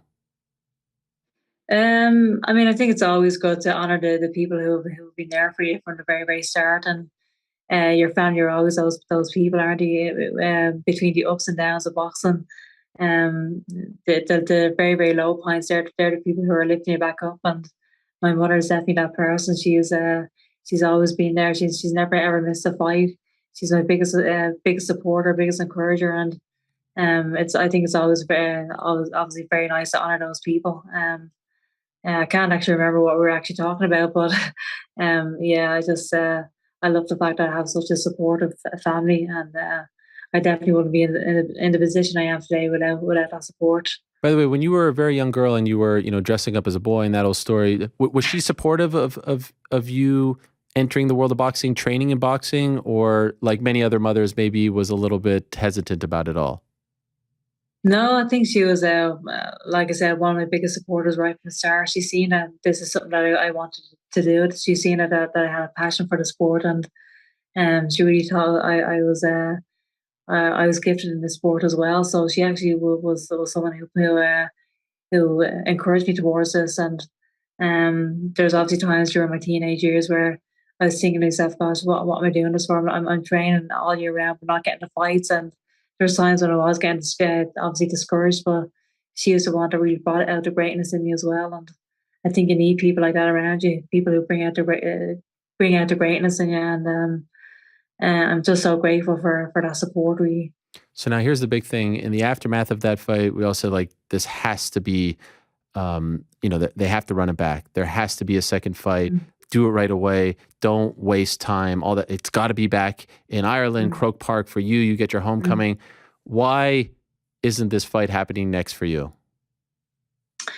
Yeah, it's a good question. I was obviously ready and willing to jump straight back in and a media rematch. And we actually had Croke Park sealed off for one of the dates in September. But Um, I think Serrano and our team just wanted a couple of more fights maybe under the belt before jumping back into a rematch. But we were obviously ready and willing to jump straight back in. So you had the date blocked off. This would have been your big homecoming. Yeah, we were in talks with Croke Park that the date was actually sealed off, and just the thoughts of having my homecoming fight, in front of 80,000 people. I think that's the only thing that could actually top what happened in Madison Square Garden. Even the thoughts is fine tingling to me. So here's the thing. I feel like you versus Karen, you versus anyone, you versus me sells out Croke Park. Why isn't your next fight there? Why does it have to be Serrano? That's exactly my question as well. So that's the question that I'm saying to obviously the people around me as well, my promoter and stuff. But they obviously want this to be a huge mega fight, another iconic night, and but I agree. I think the fight could be a sellout regardless of who I'm actually fighting. We need to talk to Eddie about this because I feel like we're wasting time. Please do. What is going on here? I don't understand it. How have you not had this fight in Ireland? I feel like you versus a total no-namer sells out that place, especially coming off that fight. What are they doing? You've outgrown Wembley. You've outgrown Echo Arena. You've outgrown all these places. What are they doing? Do I need to take over here? What's happening? Yeah, I think you do need to have a serious conversation with whoever's involved.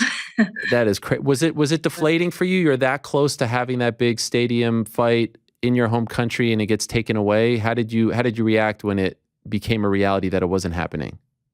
I suppose I just kind of reset and just focus on what's ahead. Really, I was obviously very, very disappointed. I was back in training, like I said, a few days after the fight in preparation for hopefully a Croke Park type of fight in an immediate rematch. And so I was quite disappointed, but there's nothing I can do about it. I just have to pick myself back up and get back to the gym again and focus on who I am actually fighting on Saturday night. Did you see her last fight just a few weeks ago in England? I didn't actually see it, no, but I obviously heard that it was a convincing win and a convincing performance. Do you just not watch? Like, are you just not a fan of watching? I know some fighters don't like to watch when they're not competing or don't have teammates or something like that. Is that your style as well? Yeah, I mean, I guess I'll watch a few of her fights if their immediate rematch happens, or the rematch does happen again. But for now, my focus is completely on my opponent next, and I don't feel the need to watch some other opponents. When the rematch happens again, that's when I'll sit down and actually watch a few more tapes of her. So if all goes well on Saturday against Carabajal, and by the way, you mentioned that you were an underdog going into the April 30th fight. Last I checked, you're a minus 3,000 favorite going into this fight. Right. So no pressure. Yeah, no pressure. It seems like the people are back on your side, or at least the odds makers. Is there another date set off for Croke Park? Like, is it possible that the next fight will be Amanda? Is there any chance of this? I hope so. Yeah. I mean, I don't really know where she is or what her thoughts are on it. But yeah, Croke Park can easily be done definitely next year at some point. So I hope I will be making my big homecoming fight next year. It's crazy that I've been a pro for 6 years and I haven't actually fought in Ireland yet. So yeah, I can't wait for that date that obviously happens. So yeah, that fight can obviously happen next year at some point. It feels like anytime I watch an interview of yours or read, they talk about the end. What left do you have to prove? How many more years, this and that. And that's crazy because you have been so dominant and you're just 36, but I know you've been competing for a long time and at some point the body's going to say no mas. But is there any part of you that maybe not about the end of the career, but being like, yo, I need to get this Ireland fight in. Like, I'm not going to fight forever. Do you feel like there's a clock ticking there on that opportunity coming your way and being as big as it could possibly be, which would probably be right now? Yeah, I mean, I know everyone has been talking about retirement for the last year or so, and I feel like everyone's waiting for me to retire. So I'm not too sure why everyone's talking about retirement so much. But me myself, I feel obviously very, very fresh right now, and I'm not even thinking about retirement. But with regards to the fight in Croke Park, I think it's crazy. Over the last few years, I actually haven't had a chance to fight there yet. So yeah, I am a bit anxious about getting that fight over the line in Croke Park, possibly a big, huge homecoming fight. I think it could be the biggest event in female boxing history so far. Imagine a female fight headline and 80,000 people there. That's nothing really can top that. That's a history making event in itself. Yes, and you deserve that. And I'm not so familiar, but I obviously know people in Ireland, and they tell me about the curfews and all that is clear. There would be no issues. Like the neighborhood, it's all good. They are waiting for you to come. Yeah, they're all good. It was all passed, and Wow. so everything is all set for that fight to happen. Will you For a fight to happen, right? Will you feel some level of disappointment if the rematch never happens? If you're how boxing politics go, and sometimes these fights just can't align, and that's what made this one in April so great. Will you be disappointed? Will you feel some sort of emptiness if the rematch never happens, especially in Croke Park? I wouldn't personally feel that much disappointed, because I actually want to fight. So Okay. she should be the one actually want the rematch more than me, really. So if the rematch doesn't happen, I'm walking away as still the undefeated one at the end of the day. But I'm just excited to fight in Croke Park regardless of who it is, and I hope it will be Amanda Serrano, because I still believe that would be the biggest fight out there for both of us, and I still believe it's the biggest fight out there in women's boxing. So I do hope it is her, but we'll see, I guess. I know you said you didn't watch her last fight. It's been an incredible year for women's boxing, and I think spearheaded by you guys first. I think you put a lot of pressure on everyone else to get their house in order and make these big fights.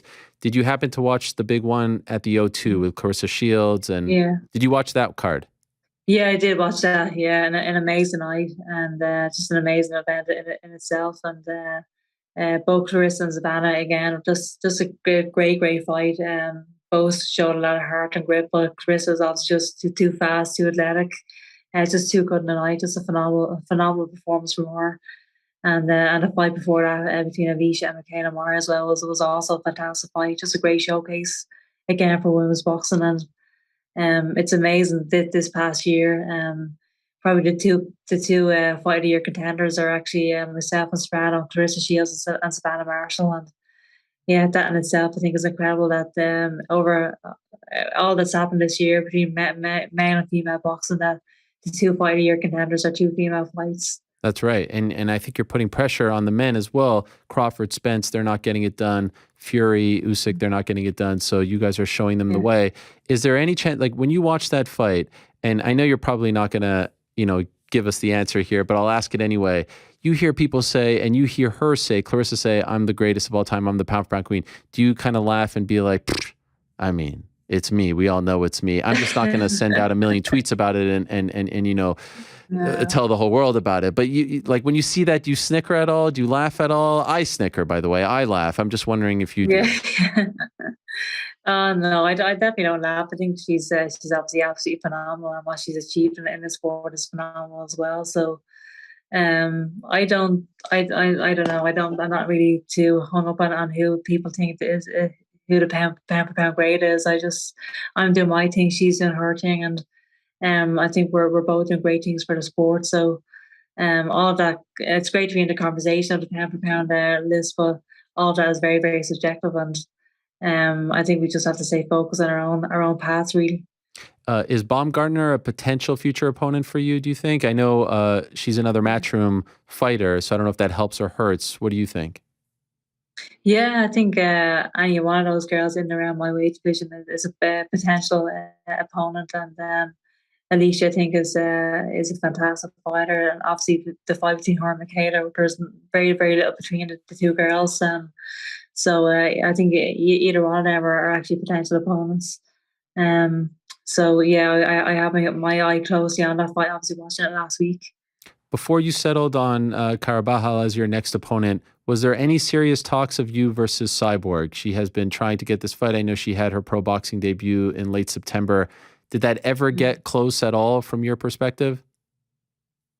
Yeah, I think my team were actually in contact with her team closely over the last few months, and at one stage I did think that fight was actually going to happen, but she obviously decided to take another fight,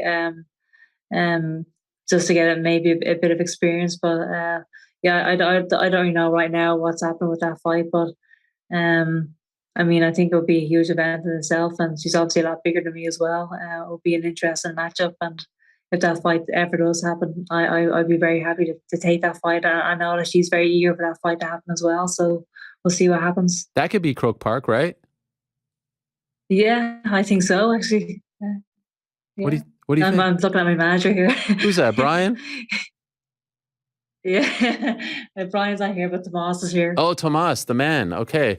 Let's get it happening. Tomas, Brian, Eddie, everyone needs to come together. Can I tell you the one I would love to see, like a personal sort of dream matchup for me involving you? It's you versus Holly Holm. I would love to see that. I think that would be incredible. Yeah. And I kind of felt like there was a chance. She has one fight left on her UFC deal. I feel like there's a better chance of you versus Holly than you versus Chris. What do you think?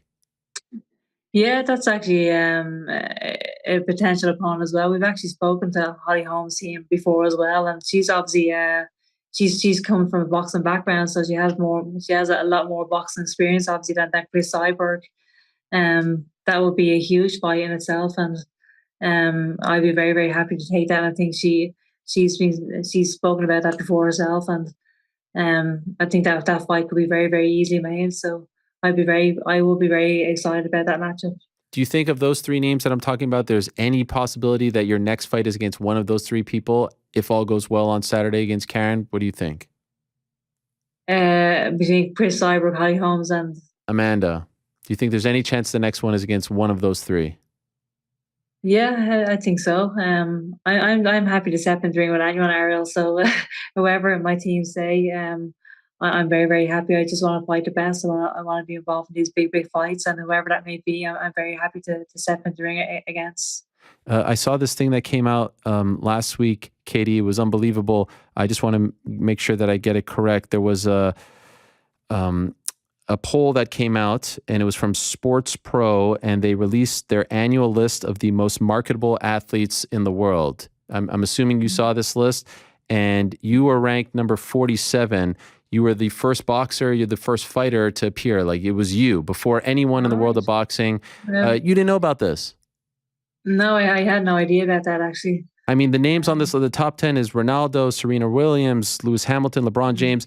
And then there's no fighter until you at 47 of the most marketable athletes on the planet. Does that blow your mind? It does blow my mind. I'd love to get a few sponsorships with that as well, though. Yeah, come on. What's happening here? Where's Nike? Where are all these? I know you treat Gymshark. They treat you very well, right? I see all the great stuff. Yeah. But is there a part of you that feels like, all right, when am I going to be? I know you're not motivated by this stuff, but I feel like it's time that you cash in after all these years. I mean, you are. Yeah. No. Women's sports is so popular, and you're such a great role model for people. I don't mean to, just blow all the smoke your way, but it's time you cash in already. Yeah, amen to that. I would love to have a huge sponsorship deal, obviously, but it's very, very hard apparently for fighters for whatever reason to get these sponsorship deals. But yeah, you're right. But money isn't the most important thing to me, but it is very, very important. Obviously, you want to make as much money as you can by the end of your career, and but I guess I'm not doing too badly, I suppose. Just a couple more things, and I'll let you go. And thank you so much for the time. Could I just ask? I know that the women's Irish national team is killing it. They just, I think, 7 medals recently, and there's a lot of great up and comers. Yeah. And there's this thing. There's I come from Canada, and basketball used to not be popular in Canada at all. Yeah. But there was an athlete named Vince Carter who played for Toronto, and now 20 years later, you're seeing a lot of kids who grew up watching him now following in his footsteps, and the Canadian basketball team is so great. I think that you are the reason why the Irish women's national team is so great.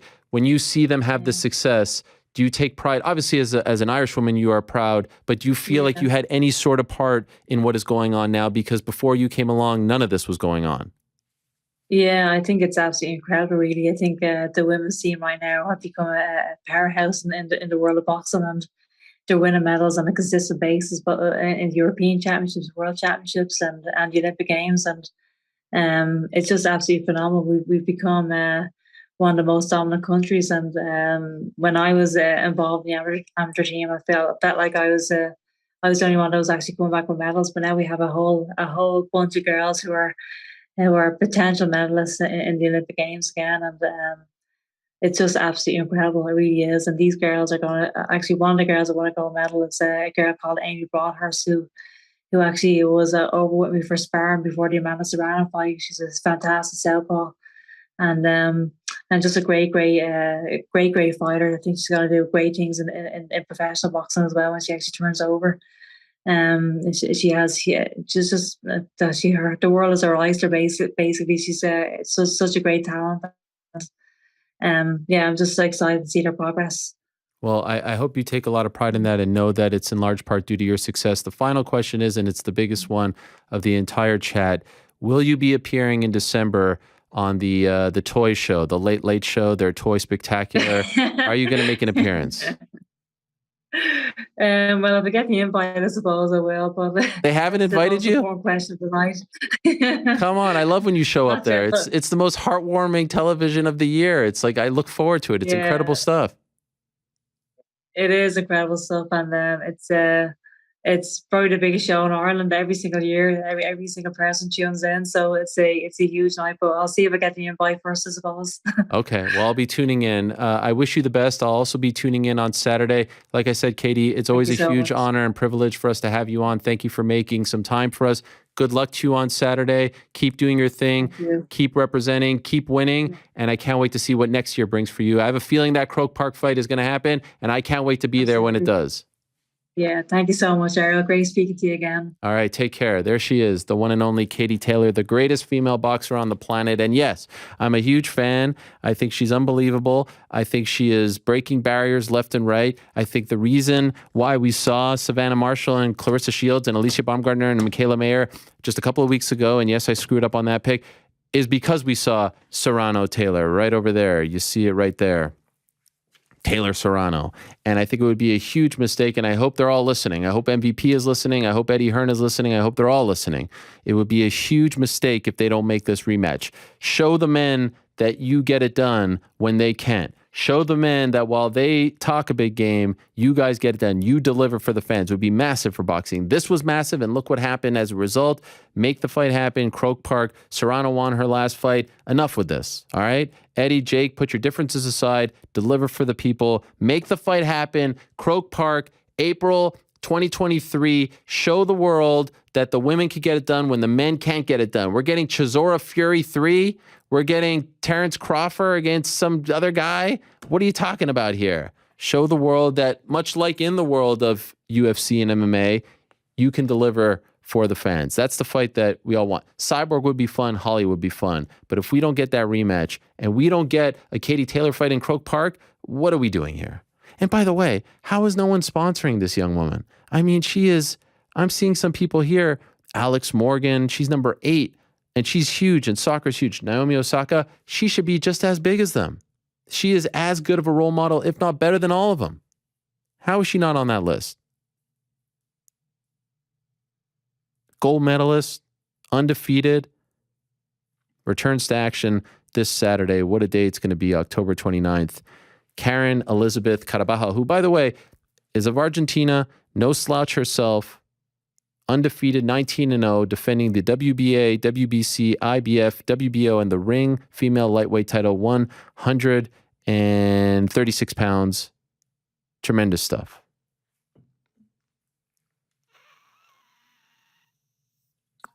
Enjoying that water there. Oh, it's fantastic. I mean, isn't she the greatest? Yes.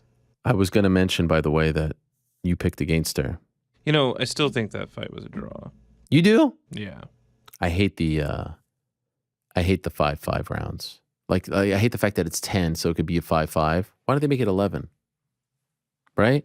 Because this fight goes to 10. What do you mean? It was a reference to a movie. Oh. Very excited.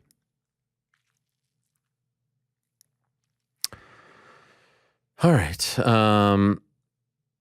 So you got that. You got Lomachenko. You've got Bellator Milan. You've got UFC, Arnold Allen, Calvin Kattar, big time fight at 145 pounds. And then you've got Jake Paul. GC, you watching all of them or what?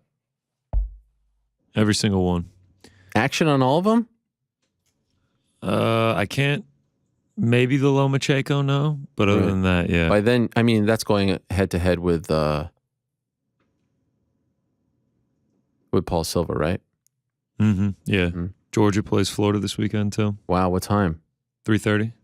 3:30. Georgia plays Florida, so that'll be done by 6:30, right? Yeah, I guess Bellator Milan on a side TV. Right. Is that a big one? Is Georgia doing well? Undefeated, #1 team in the country. Really? Yeah. Number one. By the way, Syracuse not doing too bad. I know they lost on the road to Clemson, but not doing too bad, right? Aren't they like 14, 15, 16, something like that? Yeah, they were around there before they lost. Yeah. What are they now? Big, I don't know, actually. Big matchup coming up for Georgia, number 3 Tennessee. When's that? The week after Florida. Oh, wow. Yeah, SEC football, baby. SEC football, big stuff going on. And let me ask you this. What gets you more excited these days? Like a big MMA fight or a Georgia, Clash of the Titans? Same level. I'll have the same level. A year ago, you wouldn't have said that. No shot. But UFC 280, I'll be, is Georgia, Tennessee level of excitement. Wow. And what's the line for the Florida one?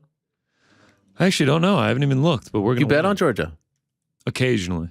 But I mean, I got all the emotional interest in it, so. Exactly. That's why I never feel the need. People are like, oh, you want to bet on the Bills? You want to bet on the Knicks?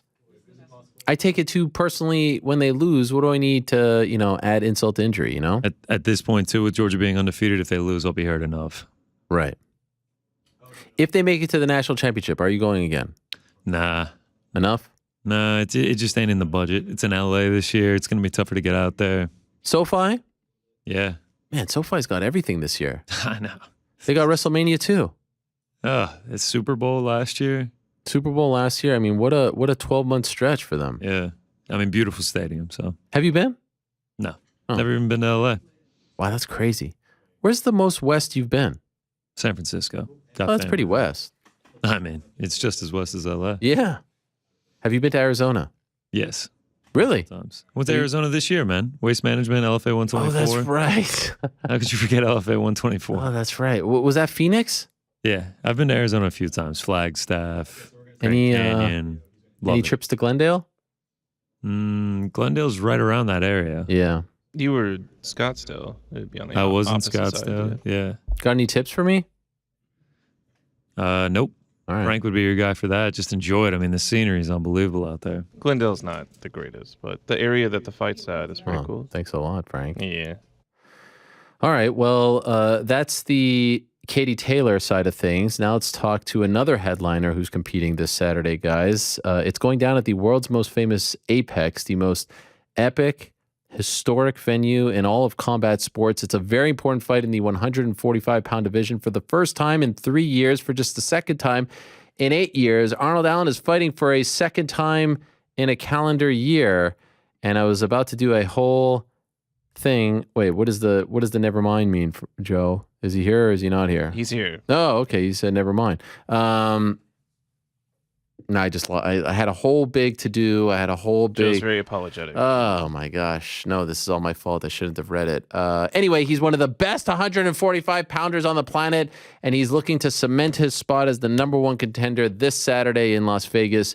He's the great Arnold Billy Allen. There he is. Hello, Arnold. How are you? Good, man. Yourself? I'm doing great. How's things in Las Vegas? Yeah, it's all right. It's not as hot as I would like, but yeah, it's cool. You would like it to be hotter?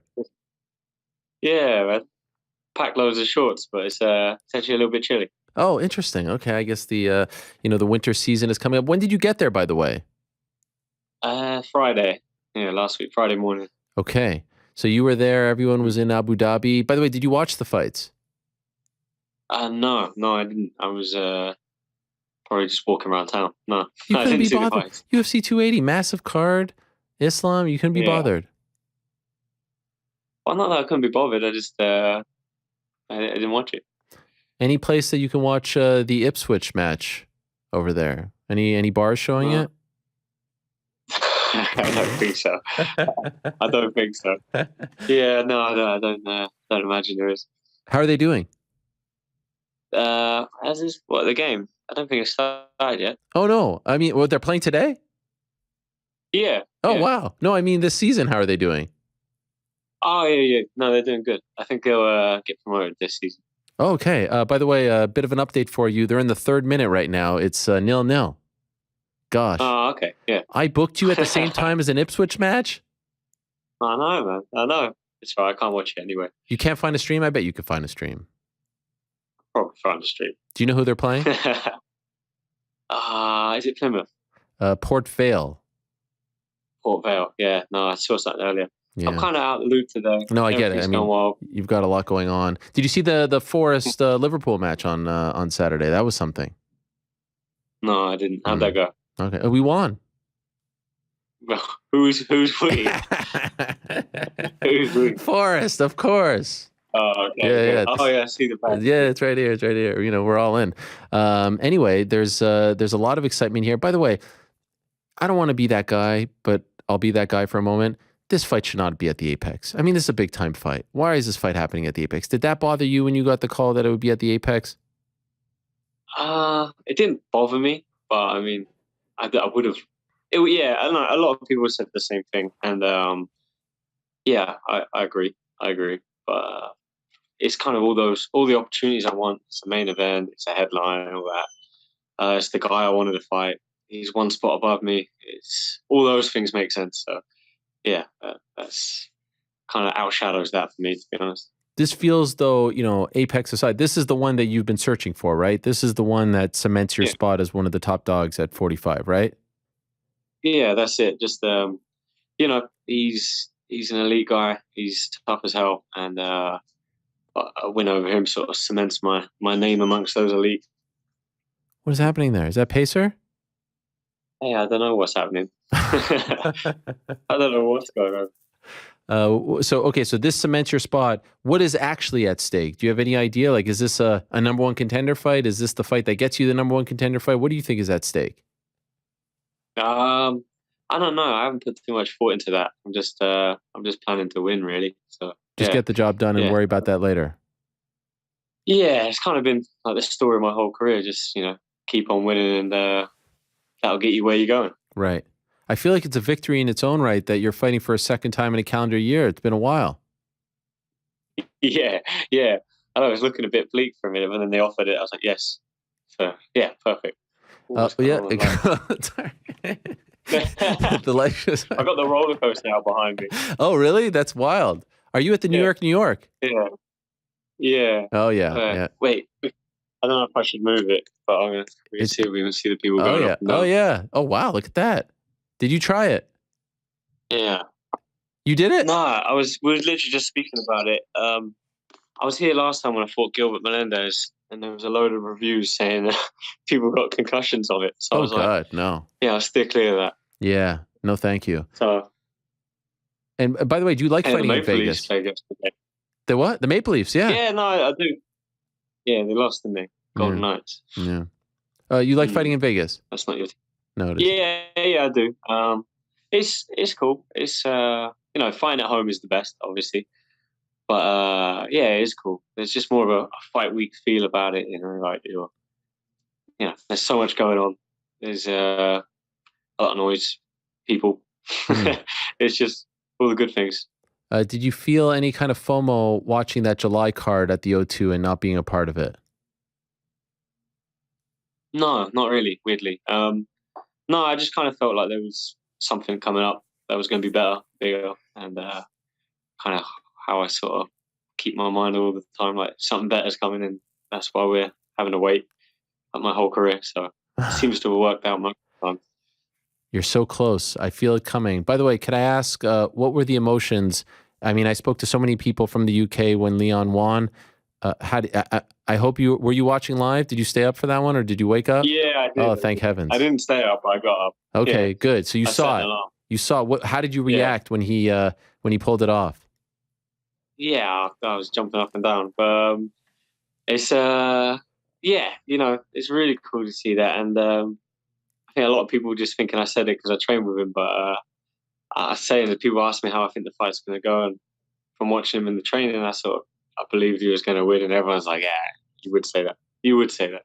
I was just like, "Okay," well, so I'm happy as well to prove people wrong. Oh my God, it was such a great moment and such a great moment for the scene. Now they're talking about a UK stadium show, maybe in Wales, somewhere like that. I feel like you win this fight, you're getting a massive fight on that card. Have you heard that, or do you feel the same? I mean, I'd assume the same, but I haven't. I haven't put any thought in it past this fight. He's a tough guy. I'm not Tough looking guy. past him. That's for sure. Yeah. But yeah, that would be awesome to be part of a stadium show. They changed the name of the stadium, didn't they? Was it the Principality? Principality Stadium, yeah, in Wales. Yeah, It would be that'd incredible. be really cool. I was there actually last month for a WWE Clash at the Castle. Did you watch that? Yeah, I did. I see it. You did? That was that's a pretty special arena. Yeah. I didn't watch it all, but I watched some. I was Oh. watching it with friends, and they didn't like it, so I had to turn it off. Are you a big wrestling fan? Not anymore. Like I am, but I kind of like grew up watching it. That's sort of one of the things that got me into fighting. Sure. I always liked Stone Cold. That was my guy. That was your guy, huh? Yeah, I love Stone Cold Steve Austin. Yeah. When you saw Leon do his thing, did it give you hope for your own career? Like, I feel like there's a lot of similarities between you and Leon. Like, you're both kind of quiet. You're not brash guys, but all you do is win. Obviously, both from UK, trained together. But like, I feel like you're just kind of very similar. Did you feel like, okay, my time is coming soon. This gives me hope. Yeah, definitely. Like he's sort of like laid the groundwork for that sort of, the sort of humble, shy, quiet guy. I don't know if he's shy like me, but yeah. You don't need to. Obviously, before George St. Pierre, he wasn't really one for talking crap on people, and obviously he's one of the most famous or most revered champions of all time, sort of thing. So it can be done, but something seemed to have got lost after that, and then it had to be like the talking, and people were trying to fast track their careers by doing that. I get it, but then Khabib, obviously he was not really trying away. He talks, but not like not too bad. But yeah, he's quite a humble champion. Now Islam Makhachev. But I have to say, lately, I mean, I know you're not much of a talker. You don't, puff your chest out as you have been on fire on social media. I mean, the tweets lately have been on fire. So much so, I actually wanted to pull a couple up and ask you some follow-up questions, if I may. Is that possible? Okay. No, of course. Okay, let's pull some of these up here because I think that they have just been some of your best work to date. Here's one. Here's the first one. Big Pace turned up with 5 boiled eggs and a Yorkie bar for the road trip today. Lovely. Why is that clearly not something that you were excited about, your father showing up with the 5 boiled eggs and the Yorkie bar? Why, does that lead to a lot of gas or something? What are we dealing with there? He stinks at the best of times. But, to be honest, because we always have these like debates when we're driving and about obviously like eating healthy and, also a strongman diet on this. He don't really know that much about eating healthy. So we turned up with 5 boiled eggs and a Yorkie chocolate bar. And, and then it was just farting the whole way. So I had to have the roof. I had to just have all the windows down the whole way. So, yeah, that wasn't pleasant. Is this for the 3-hour drive to the Edwards gym? Yeah. Oh, my God. Yeah. Showers in, though, right? Yeah, showers in, so no more truck stop. I might just pop in now and then, Yeah. Oh, you still are popping in for old time's sake?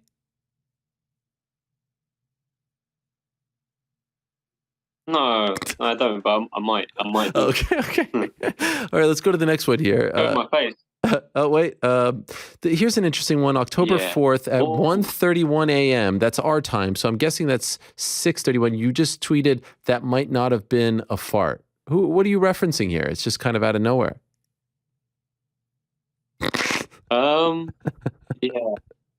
So a little bit of follow through on there. What was happened. that? Who are you talking about? That happened on Friday. Yeah. What happened? I had a bit of bad signal, I think. Okay. I was out in the desert and exploring, and I ate something that I haven't had in a while by accident. I got stitched up. I had a bit of bacon in my omelet, and I don't eat bacon anymore. But it got me good, and I did one of those. Okay, interesting. I'm just curious, like, what compels you to just tweet that with no real context attached to it? I think that's what's funny about it. There's no context. That's good. I agree. I just was curious if you agreed. Here's another one that I wanted to ask you about. But it's, it's true. It may have happened. Best thing about restaurants with dim lighting is that it'll hide any pee splash you get on your khakis. Is this from experience or what? These are all real life situations that happened in that moment. None of these are fabricated. Yeah. Okay. Yeah, that happens. Oh yeah, it does happen. These things happen. Here's another one for you. You didn't like the fact that they are. I hear Tesco. This is about them raising the Tesco prices, right? You said that's shit. Why are they doing this? Have you heard about this? A lot of people are very upset about the sandwiches, what right? What do they call it? Like shrinkflation, when everything starts shrinking. Mm-hmm. £2 for a ham sandwich? Yeah. For half a ham sandwich? Yes. So like at Tesco, you usually have like a Costa in it. You've been doing with it, Costa coffee. Yeah. And they always have like really expensive food in there. Like the food, you can get a sandwich at Tesco, which is cheaper. Then you go over there, and then they do that. But this is just taking the biscuit, getting half a sandwich for double for the price. That's crazy. Are you done with them because of this? Yeah, I think so. And the meal deals have gone up. They're up £3.90 now. Is there a competitor that you can go to? Well, no, they're all going up. They're all going up. That's how I measure the inflation. It's literally by the sandwich prices. Right. Yeah. Okay. Just a couple more here we have for you. Just wanted to ask you some. Lots of sheep out and about today, guys. Keep your wits about you. These are sheep on the road. Yeah, like literal sheep. Yeah. So you just wanted to let the people know that there were sheeps out and about. Public service announcement. Yeah, I believe it was just sheep. Yeah, sheep. Yeah, like bad. Sheeps. Yeah, just sheep. Oh, just like there's no plural for sheep. Okay. Yeah. Yeah, you're right. You're probably right. I'm pretty sure it's just sheep. Yeah, you're right. You're right. What about this one coming up? This is from the following day. You let the world know that the roads were clear today. Then bastard sheep kept clear. So that was a good update. Yeah, there was a road sign and it said animals in road. And there was I think there were sheep crossing the motorway or something. They shouldn't have been there. So then the next day the road was clear, so no sheep. No, I appreciate that. Do we have any other ones, guys? Oh, yes. Here's one from a couple of days ago. Just landed in Phoenix. Tesco, what the fuck? But I wasn't sure what you were referring to. Is there a Tesco in Phoenix? No. So as I landed, I discovered the prices for the meal deals had gone up by, I don't know, it was like 10% at least or something. Yeah. As you landed, you found out about this?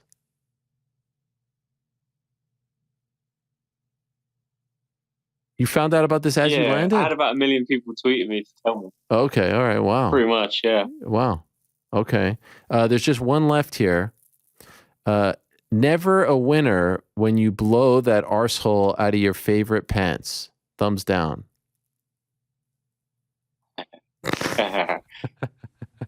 Yeah. What happened? Again, literally what it says. No, I know, but what happened? Were you bending over? My favorite pants. Yeah. No. So like when I say pants as well, I mean underwear. Oh, okay. Not trousers. Okay. Sorry, good point. All right. I thought pants. They all seem to have like a rip in them where the butthole is. I don't know why that is, but they all seem to get a hole there, and I have to throw them away. Yeah. Do you ever hang on to them just so you like them so much that you wear them a couple times with the hole, or once there's the hole, you get rid of them right away? I wear them way more than a couple of times with the hole. Yeah. That's how I figure out how it happens. I just wear them to death because they're like my favorites. Yeah. They're the comfiest ones. I don't want to get rid of them. No, I understand. I don't blame you. Well, I mean, again, there's some people who do the trash talking. I'm sure you do that. Yeah. Of course, we all do. Even like where the elastic is, sometimes it starts to rip, but you don't want to part with them, right? Yeah, no, exactly. So, like I said, a lot of people do the trash talk thing. You're killing it on social media. The YouTube is doing great. The content that you're putting up is great. I feel like it's all coming together for you. You're really hitting your stride. Yeah, I haven't been on the YouTube in a minute, but I've got some good ideas for November, so we'll do some stuff after this. Okay.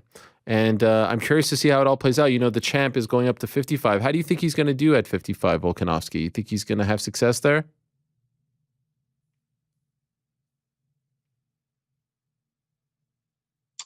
Yeah, I think he'll do well.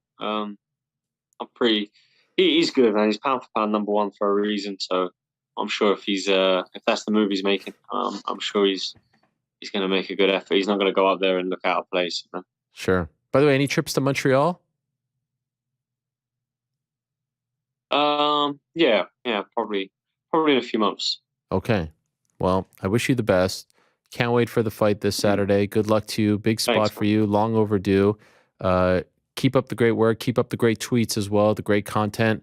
We appreciate it very much over here. Thanks, man. I appreciate it. All right. Talk to you soon. And go Ipswich. Go watch the match. They're in the thick of it here. I know. I'm going to try and see. All right. Thank you, mate. All right. Talk to you soon. There he is, Arnold Allen. Good luck to him this Saturday. Big fight against Calvin Kattar at the Apex. Such a nice guy. GC was showing me those tweets before the show.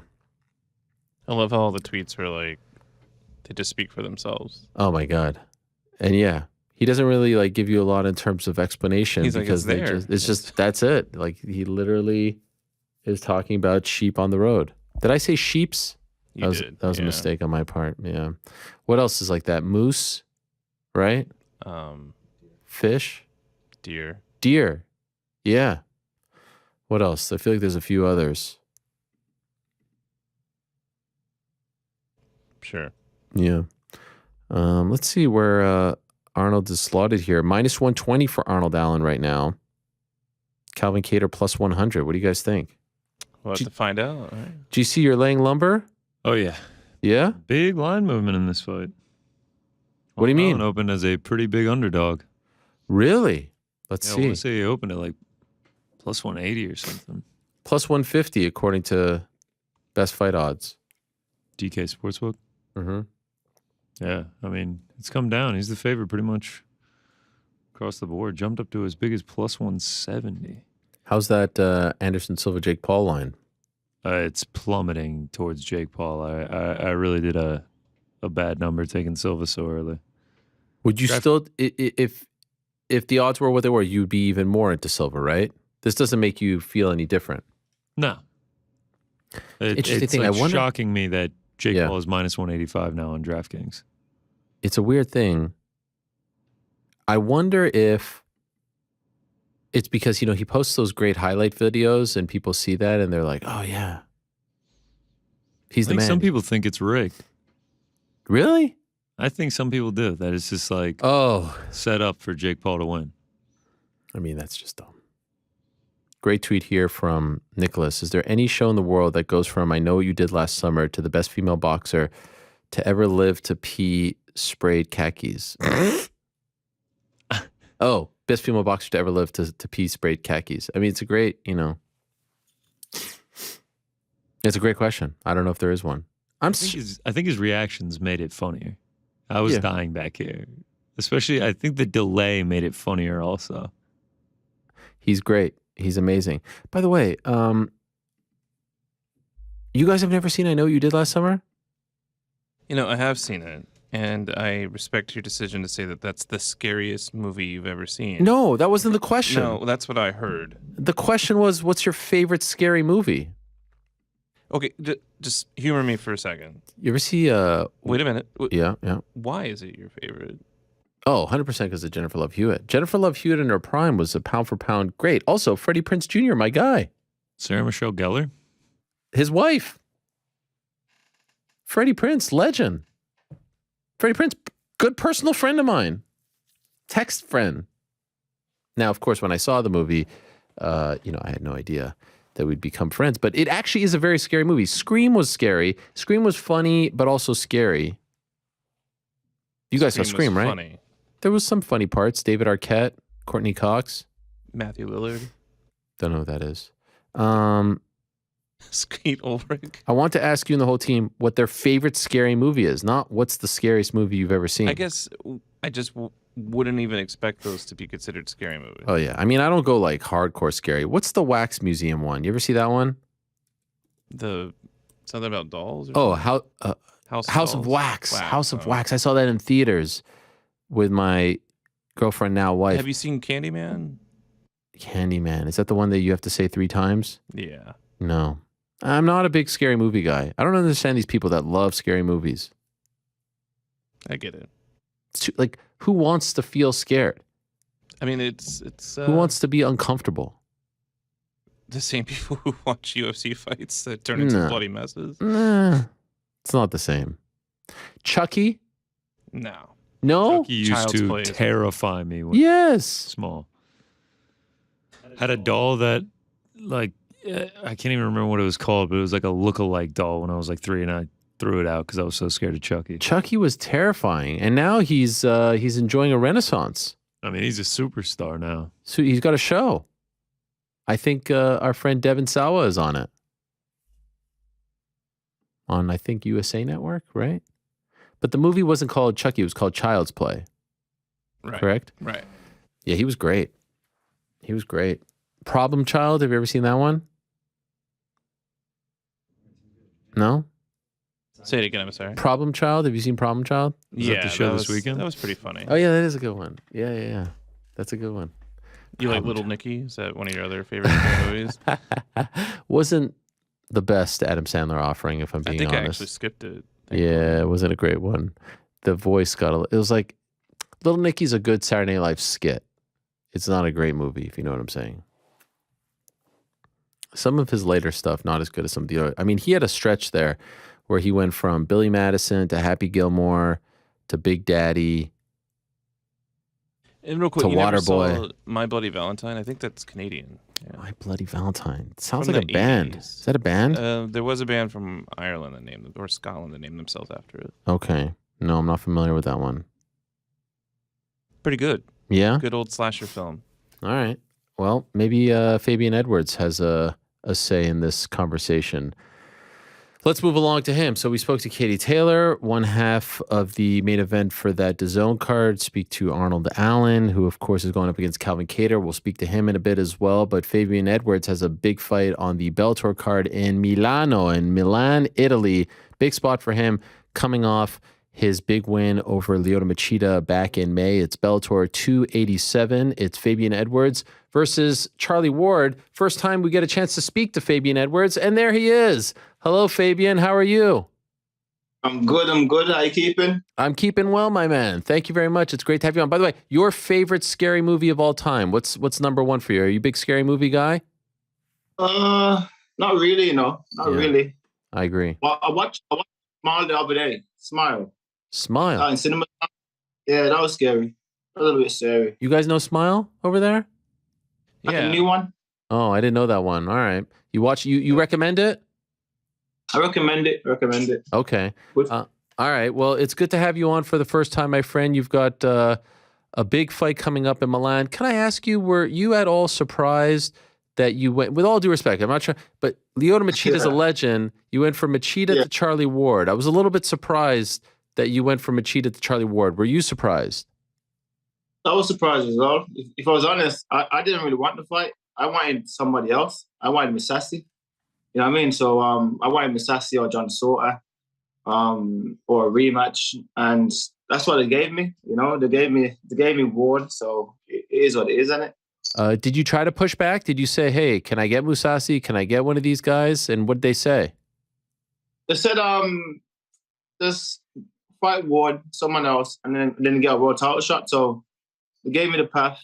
I thought, okay, cool. I'll just do that, you know. I thought it was a good path, to be honest. Ward, one more fight than a world title shot. So yeah. Okay. And did you feel like you were lacking motivation at all getting up for a Charlie Ward after beating you just beat a former UFC champion, Lyoto Machida, and you beat him very convincingly. Yeah.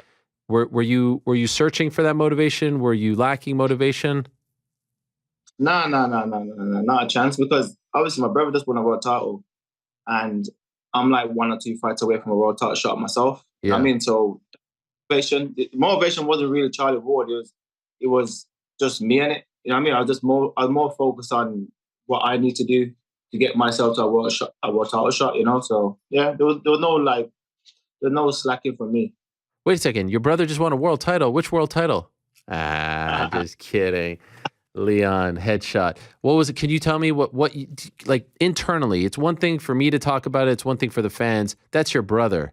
You saw him do it. You were there. Could you even put into words what it was like to see him do that, especially considering how much time was left and how that fight was going?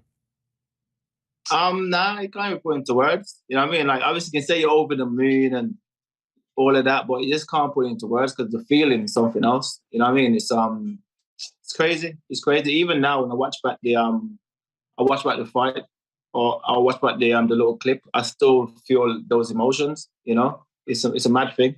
Unbelievable. How many times have you watched it? I can't even tell you. I couldn't. Yeah, honestly, it's crazy.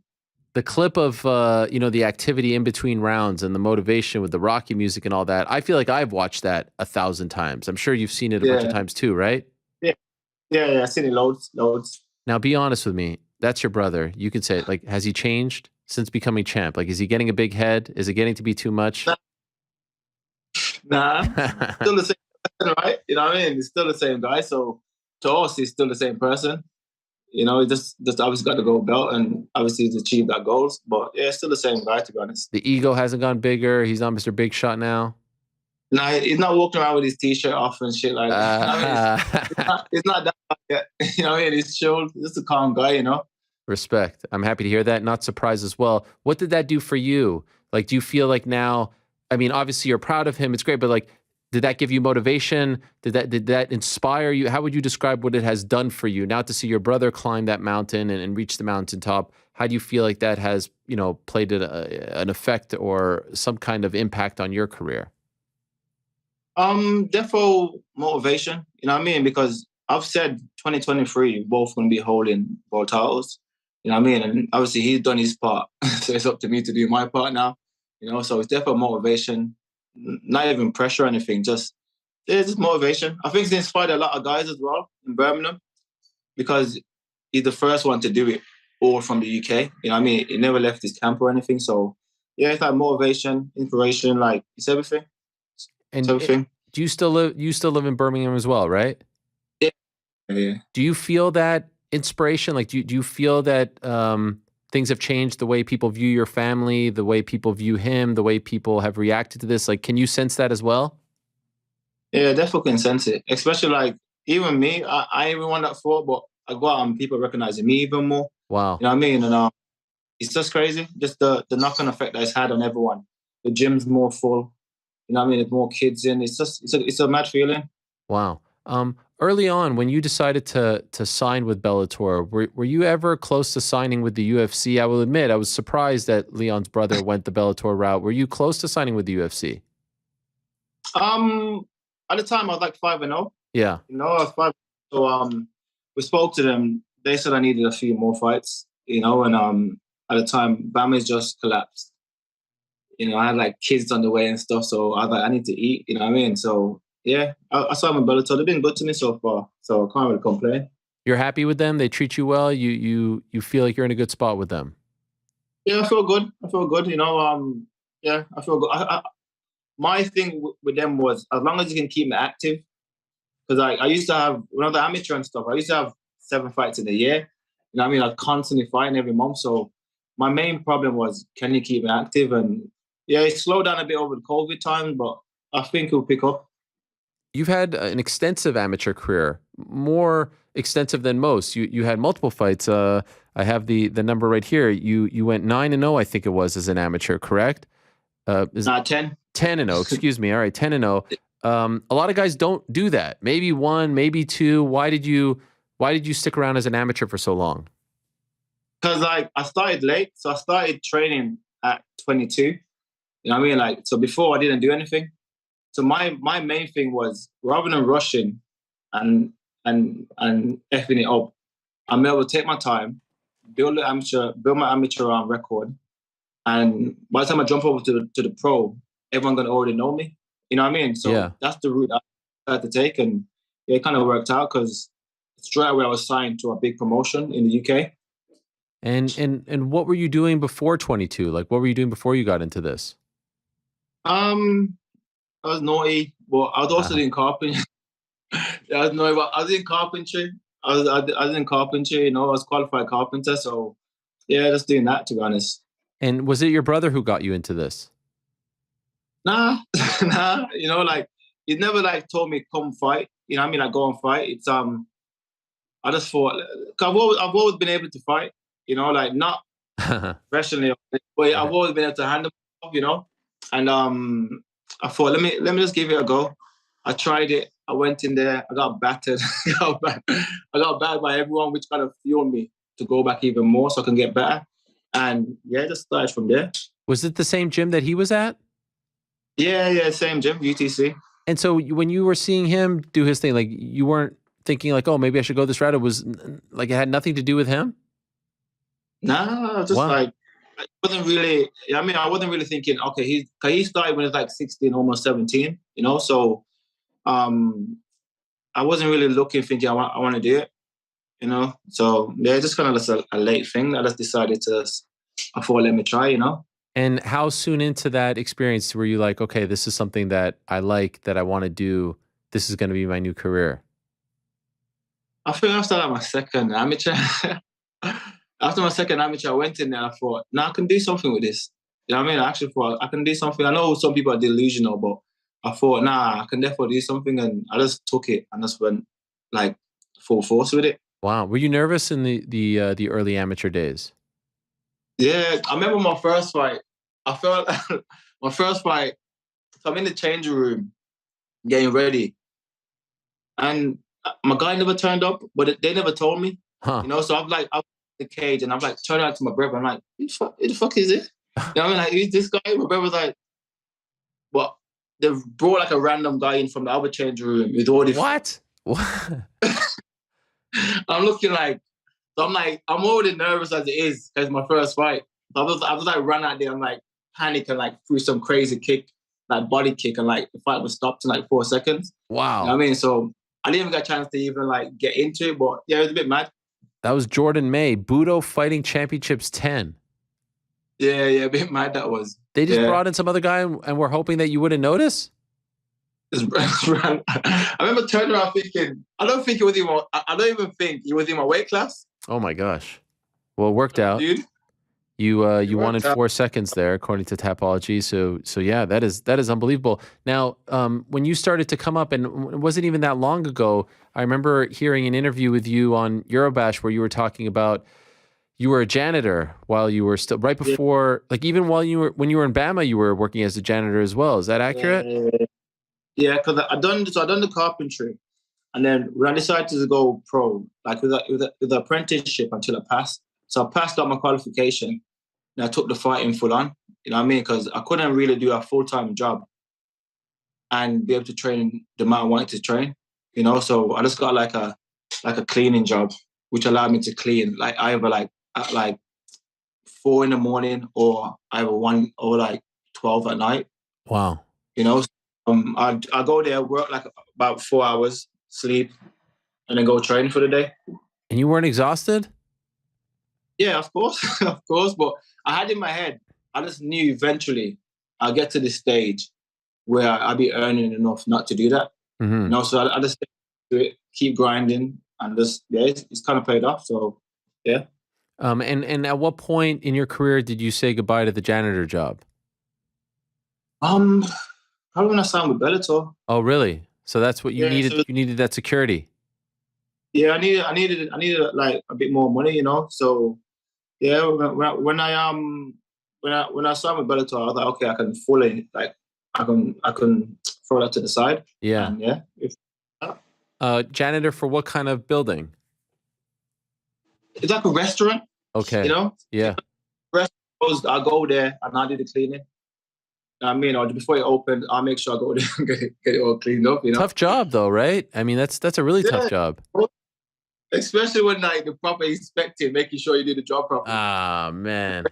You have to make sure. Were they nice about it or were they dicks? It was all right. It was all right. It's funny because I remember I had to always get time off when I was fighting. And the lady was like to me, you need to decide what you want to do. She's like, "Cheese." I'm like, what? How's that even a thing? You know what I mean? I'm like, if I'm that's mad. It's mad that she even said it. She was asking you to decide between a prize fighting career and a janitor career. Yeah. Is that when you said peace out? Yeah, I was like, I'm gone. You know what I mean? I was like, I put Bellator came. I was like, yo, I'm done. That's crazy to even ask me. Yeah. I bet you would you have stuck with it for a couple of Bellator fights early on just to make some extra money? Nah, because Bellator came a solid deal. You know what I mean? It came a solid deal, way more than Cage Warriors and Bama. So I was like, okay, with this one, as long as I manage my money, I'll be fine. So yeah. What do you think about this new Bellator champion, Johnny Eblen? You impressed by him? I don't know. Obviously, his victory against Misasi was good. Mm-hmm. You know, so I can't say he wasn't. You know, but he's okay. He's okay. That's just what I think. He's all right. Innit? You're not blown away. I'm not blown away. Obviously, not everyone else is, but personally, I'm not blown away. Okay. It is what it is. So I think they're going to do him versus Tokov next, and then maybe you win this one, and then you get one more, and you're the guy. Is that your understanding? That's my understanding of it. I didn't even know he was fighting Tokov. Nothing's been said, so that's what I'm hearing through the grapevine. That's my sense of the situation. Yeah. Do you think Mousasi will be that next guy for you? Hopefully, you know, I wouldn't mind having two legends on my record, you know. But then again, has he got a motivation to come back and fight for a title? We don't know. Were you surprised at how he fought against Eblen? Yeah, I was surprised, but once the fight wasn't going his way, I wasn't surprised because Misasi is very flat, you know. So even when he lost to the grappling guy, Lovato. Yes. Even yep. That guy. Yeah. What's his name? Sorry. Lovato. Yeah. Yeah. Even when he lost to Lovato, once he's losing, he doesn't just get aggressive and just think, let me just go after it. He stays behind his jab. He stays in the same rhythm. So yeah, I wasn't really surprised after like the first, second round, you know. How many fights do you have left with Bellator? 2. Oh, interesting. So you get 2. That's going to be wow. Is that includes Charlie? They got Charlie and then one more. Oh my God! I mean, you didn't tell us that little detail, Fabian. That's a really interesting detail because they're probably going to ask you to resign if you want a title shot. Do you want to fight it out, or what are you thinking? What are we thinking here? I'll probably fight it out. You know, I'll fight it out. I'll speak to my team. You know, because I like to make big decisions like as a team effort. You know what I mean? So I speak to my brother, my coaches, family, and yeah, we'll see what happens. You know. Wow. Okay. This is. I mean, happens. It's an interesting time for the Edwards family. Interesting time for UK MMA. I feel like there's going to be a lot of suitors coming your way. Yeah, gonna be a lot. There's a lot of guys even in our gym coming through. Yeah. You know, yeah, it's just like everyone's just feeding off each other's energy. Yeah. You know. Yeah, everyone's gonna know a lot more guys from Renegade. Well, Bellator, obviously, they have a great thing going in the UK, but UFC as well. PFL making a big push now in the UK. So I feel like there's a lot of options for you here. So yes, if I were you, you know, you don't need to listen to my advice. I would fight it out just for the right. I would fight it out, see what's out there for you. Play the field. Yeah, I've been with Bellator for a long time, ain't I? So I'll fight it out. Like I said, they've always been good to me. I'll fight it out, and then we'll sit, we'll talk, and we'll see what's what. You know, we'll see what's out there. Or yeah. You like Italy? You fan of Italy? Yeah, I've been. You been? Yeah, I've been. It's great. Tremendous food, Yeah, though. I mean, it doesn't really help you out this week. The food ain't that good. You don't like the food, really? Come on. Italian food? Even the pizza. The pizza's overrated? the pizza. I prefer Domino's at home. Come on, baby. What are you talking about? Domino's at home compared to true Italian pizza? What are you talking about? Yeah, 100%. You like those Jamaican patties, huh? Those are the best.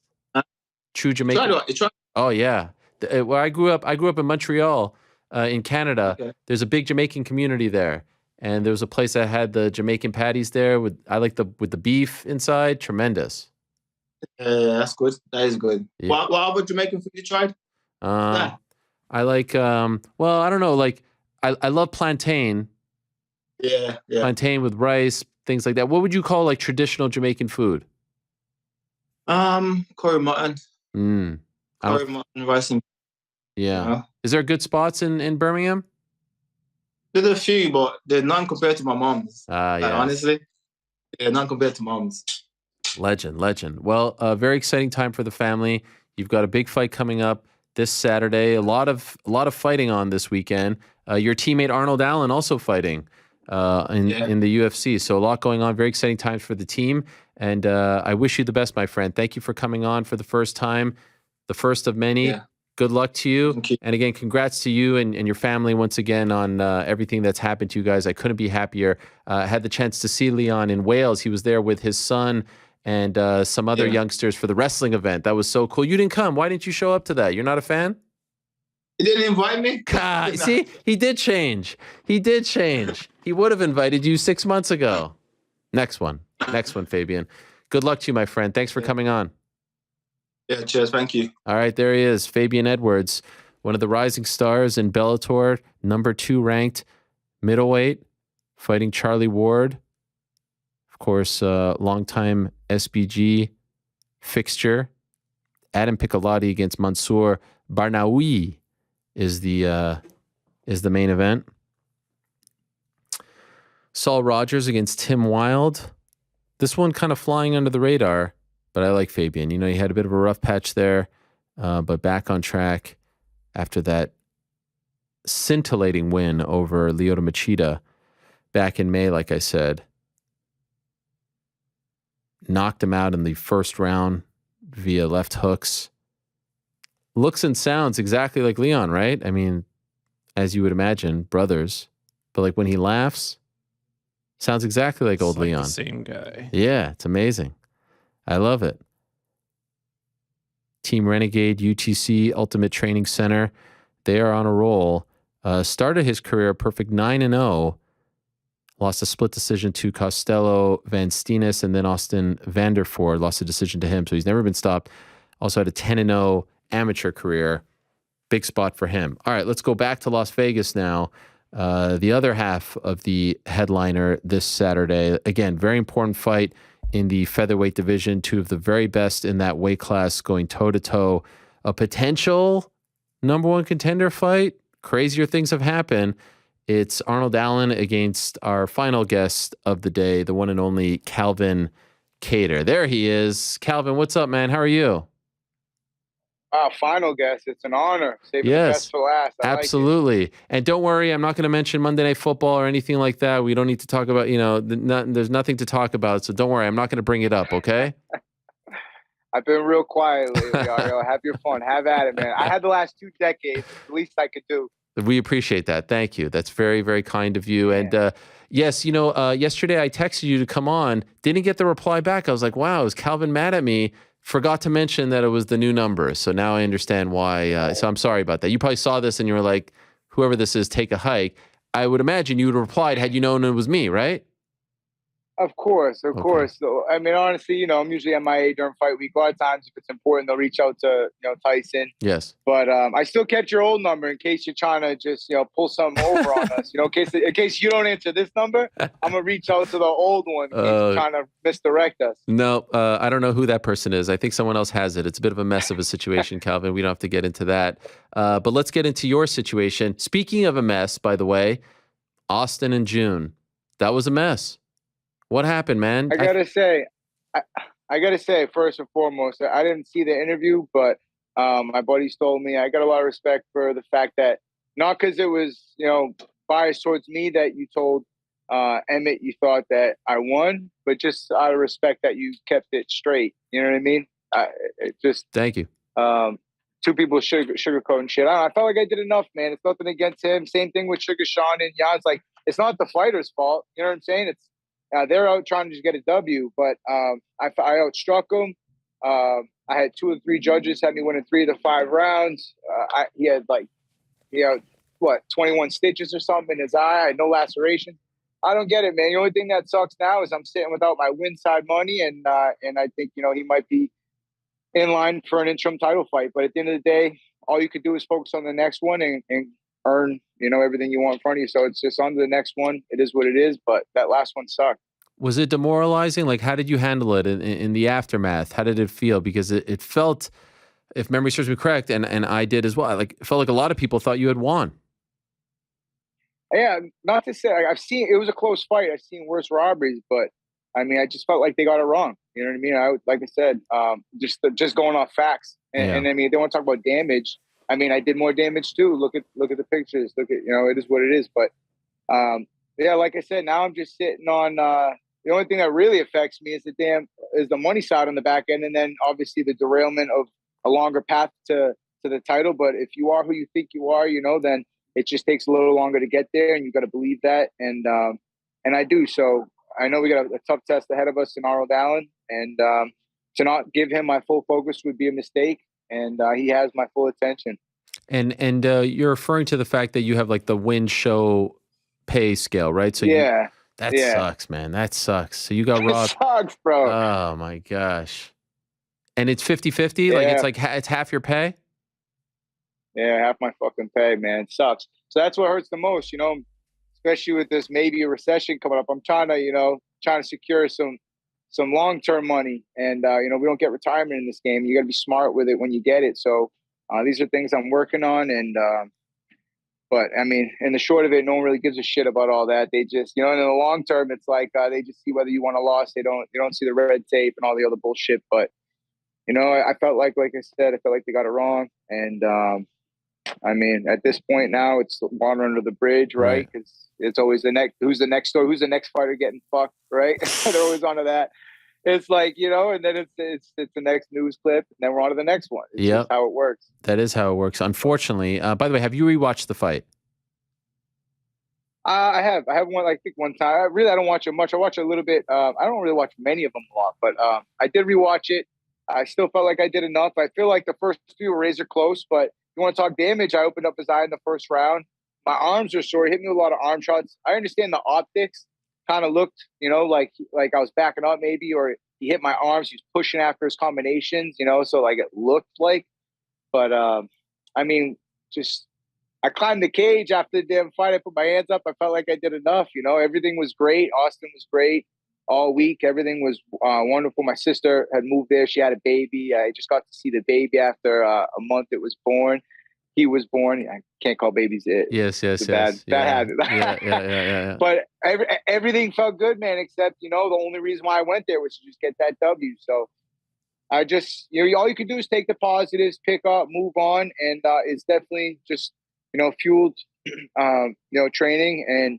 And we got to adjust and adapt. I obviously got to, switch things up a little bit. I don't want to say a lot because I felt like I did what I had to do. So it's just confusing, more than anything. But what can you do? Do you think anything could be done to change? I mean, we just saw a controversial one, or is that just the nature of this sport? There's always going to be close ones? I mean, I think Tyson reached out because there are mistakes, I guess. I don't know. Oh, Tyson had a great idea. Can you share that he sent it to me. That was in the aftermath. No, you don't like it?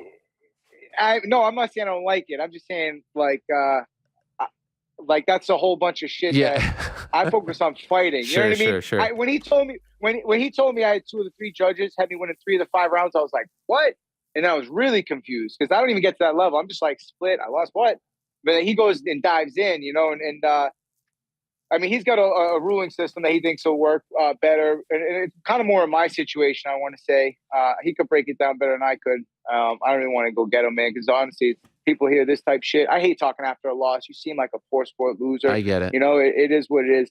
But he's got a good idea with that. More so, I'm saying he reached out. I think he's doing an appeal based off maybe Chris Lee made a mistake in that 4th, because that was my most decisive round. And then probably the most decisive round of the fight. and Chris Lee had it going the other way. But, I want to say there was a discrepancy. Maybe it was a mistake of there has been in the past of a, red corner, blue corner, and then opposite tapes and shorts. And maybe he just scored it wrong accidentally. I don't know. That's what he's working on. Me. I'm focused on training, fighting, next guy, who's up. I very rarely look back and do all that. But it's important, man, because, I felt like something was wrong on that last one and something should be done about it. But at the end of the day, man, we really don't have much power to do much. And I don't think a fight's ever been overturned after the fact based off that. Not one. So, no. It's impossible. My focus is just on the next one, man, always. Okay. But one last thing on all this. Open scoring. In favor or not? Why not? Yeah, I don't mind it. Allows fighters to let them know where they're at.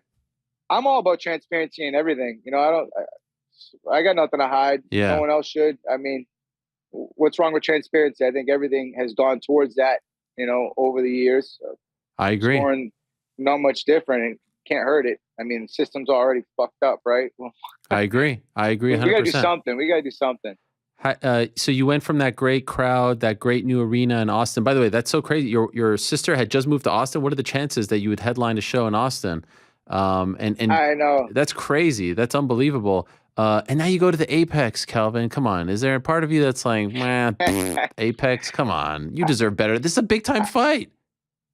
Yeah, I heard your stance on that. I get it. And it is special, man. Being in that crowd, I was that guy talking shit saying, I always focus on the fight. I kind of just do. I don't really take in the crowd much. You see me walk into the cage. I don't really feed into that a lot. I'm already kind of ready to go. I don't need the emotion of the crowd. That's kind of my spiel, right? That's what I say. And then after the fight though, man, holy shit, does that crowd drive you crazy when you can really take it in after the fight. But I wait till after the fight most times to really take in that crowd.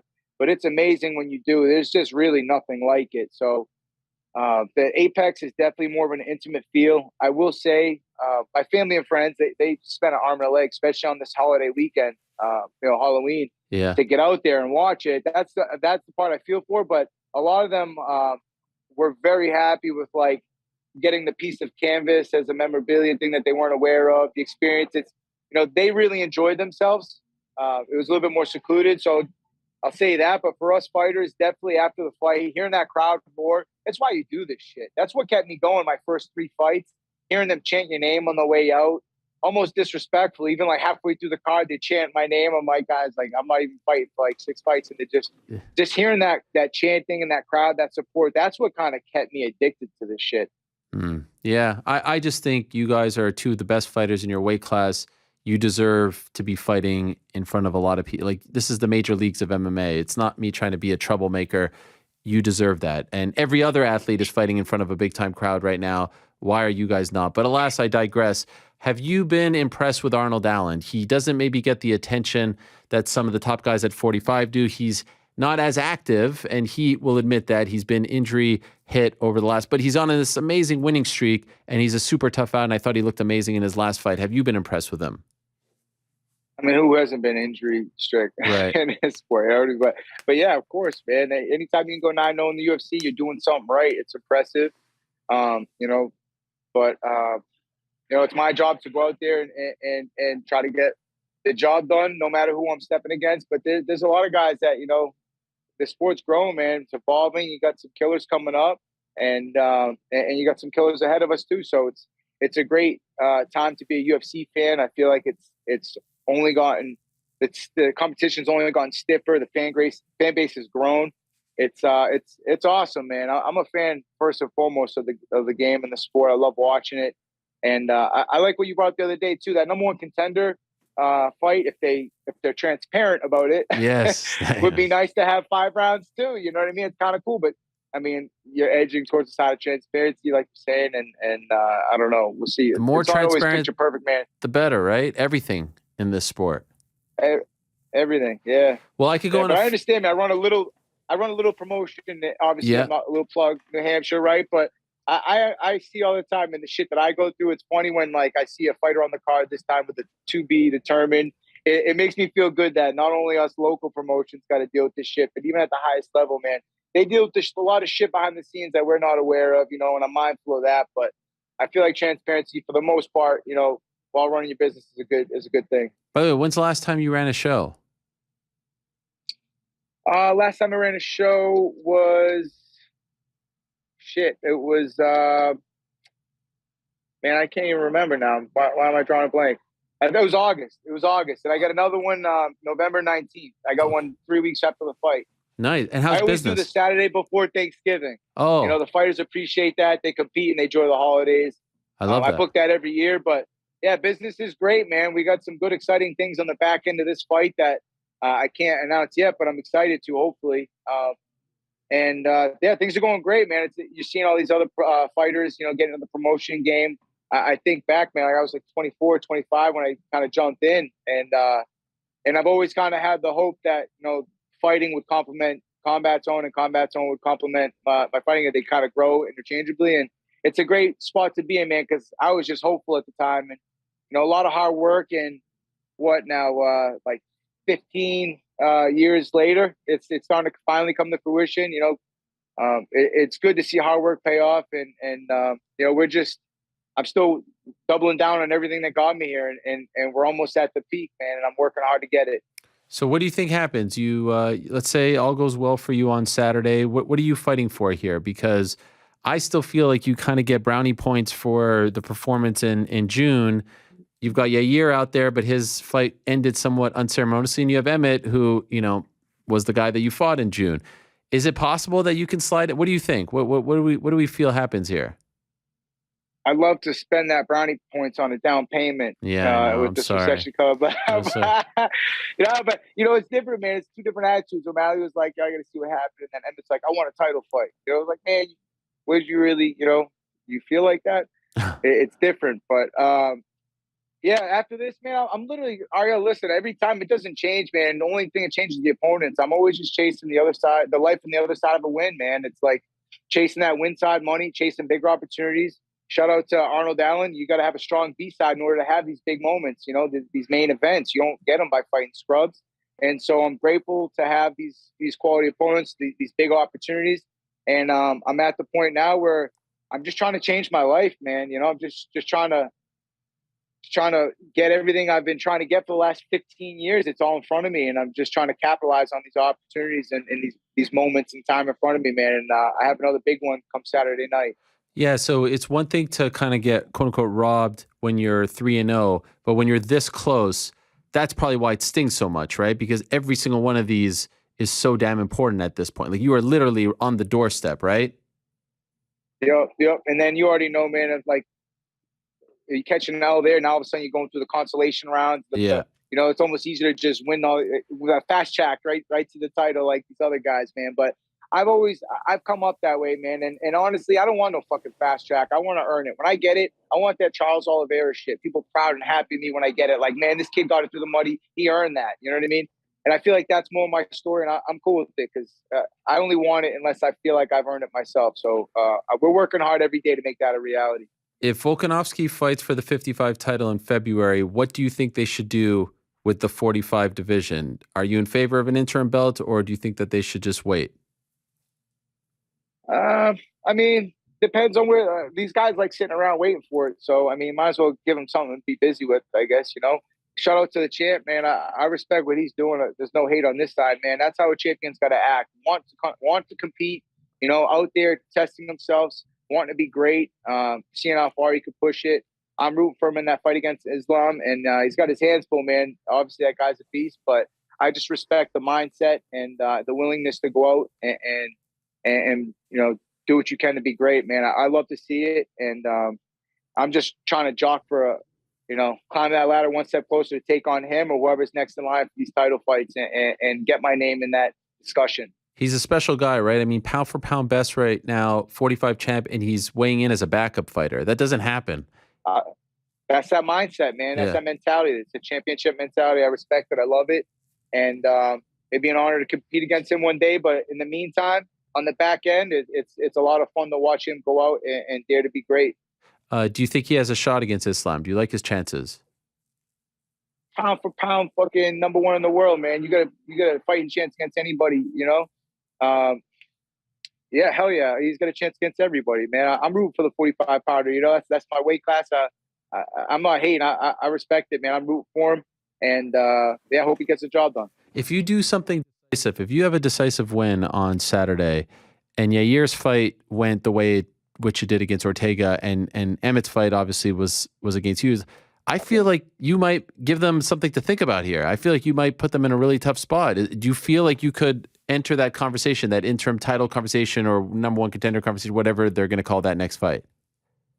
I hope so, man, because that's what a weird situation, right? And it's not even Yair's fault either. Right. You know, it's like, what a weird situation that is. All I could do is do my best, go out, get a finish, just decisive performance, and just show why I belong in that discussion.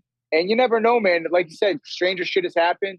Maybe those two square off, fight, maybe an injury happens, and now there's someone that needs to fill in for the interim title. Like you said, weird shit's happen, and just being ready always pays off. So you could better believe that after this fight, I'm just doing what I always do, stay in the gym, doubling down on what got me here, and being ready for some wacky shit to play out. What's the key to beating Arnold? Someone who's looked amazing in the UFC, undefeated. In your opinion, is there something that needs to be done? Just go out and be the best Calvin Kattar, show up and perform like I know I can to the best of my abilities on fight night. I feel like if I could do that, then it's enough for anybody in the division. I just, the pressure is always on yourself to just go out and perform like you can, and that's it. Well, I love this main event, man. Again, I say it out of total respect and admiration. I just wanted to see it in a big arena because you guys deserve that. You have earned that, but it doesn't take anything away from the fight. It's going to be amazing. Big stakes. You're two of the very best and two of my personal favorites. So I wish you the best. Good luck on Saturday. Appreciate you doing this. Can't wait for the fight. Thanks, Ari. Always a pleasure talking to you, buddy. All right. Talk to you soon. There he is, Calvin Kattar. Massive spot for him on Saturday against Arnold Allen. What a big fight. I mean, it's one of the best fight night main events, truly, of the year. Two evenly matched guys, two of the top guys at 45. Interesting division, going through some changes here with Volkanovski seemingly moving up to 55. For now, he'll be back. What are they going to do with Yair? What are they going to do with Emmett? What are they going to do with Max Holloway? What are they going to do with Korean Zombie? They're all in the mix. Really interesting stuff there, and I'm looking forward to seeing how that plays out. Saturday's going to be a fun day. Saturday is going to be a great day. By the way, I just got a text from Chael. Oh yeah, Chael Sonnen. It was a screen grab of the video that I posted, courtesy of my guy Spencer, about us talking about number one contender fights being 5 rounds. Did you guys happen to see that clip? Yeah, so he's asking me, who's the guy on top? That's all he's asking. Who's on top? Meaning, is that Rick? Yeah, it's Rick. Nice. Which is weird because he sent me a screen grab and you're there dressed as Sean O'Malley, yet he's curious about Rick. Maybe he remembers him from ESPN. I don't know, but just an interesting. How about Calvin Kattar keeping up with all my hot takes, huh? Referencing a couple of them. The Emmett interview, too. Oh, yeah, the Emmett. Yeah, that's right. 3. Loved the shades. I'm surprised you didn't mention the shades. Shades look good. Are they big time? I'm not a big shades guy. Not that I don't like them or appreciate them, but I don't wear. I've never owned. Maybe I had when I was a kid, but like I'm not a big shades guy. You've never owned a pair of sunglasses? I might have had like one lying around that I'll pop on, but it's a weird thing. I've actually always prided myself on not wearing shades. What's the pride? Cataracts when you're older? Maybe. I don't know. I always felt like I was like a too cool for school thing. I was very sort of awkward about that because when I feel like wearing sunglasses is too cool for school. Yeah, that's right. That's why I didn't wear them. Oh, okay. You ever thought about getting transitions? Oh, the ones that change when you go outside? Yeah. Oh, those are the worst. I mean, then there's that awkward moment when you come back inside and they're still shaded and it's like, what are we doing here? What have we done here? This is a shocking revelation. What's a shocking revelation? That you just I've owned one pair of sunglasses. I think I own like 6 pairs of sunglasses alone right now. What are you, some kind of serial killer? Why do you need so many? Right now you have 6 different pairs? Different styles, different colors, match different outfits. Wow. No, I was always very self-conscious about the shades. And maybe in retrospect, that was a mistake on my part. But I've always kind of prided myself, even when I'm driving and the sun is just like what's in your my eye face. doctor say? I'm like, well, look at my situation now. Can't see anything. I'm wearing glasses. You're putting the tweets up there. I can't see them. During the Arnold Allen thing, I'm like, Tough. I know, I could tell. That's what I was trying to say. thank you. I appreciate you giving me the play-by-play there. I'm like, what is happening? I can't see anything. Also, I've got a situation where my left eye is blind close, good far. Right eye, blind far, good close. How does that even happen? It's like 1 in a million, they say. Some weird wiring. Yeah, it's a weird thing. So if I go like this, if I close this eye and take off my glasses, I can't see a thing. I cannot it's like see. incredibly blurry, or you're It's just like literally blind. No, it's all black, but it's just everything is blurry. Does it everything bother you at all? Like even the Helwani on that jersey will be blurry. Does that bother me? I mean, I'm kind of used to it at this point. No glasses on. How scale of 1 to 10? How useless are you?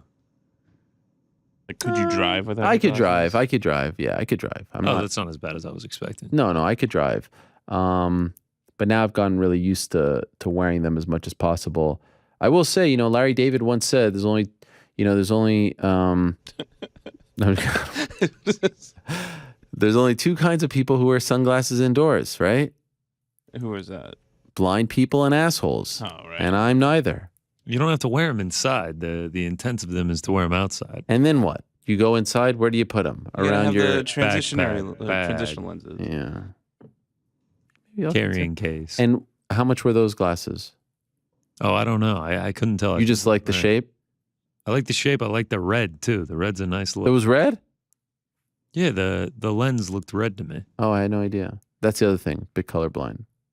Yeah, I always forget that about you.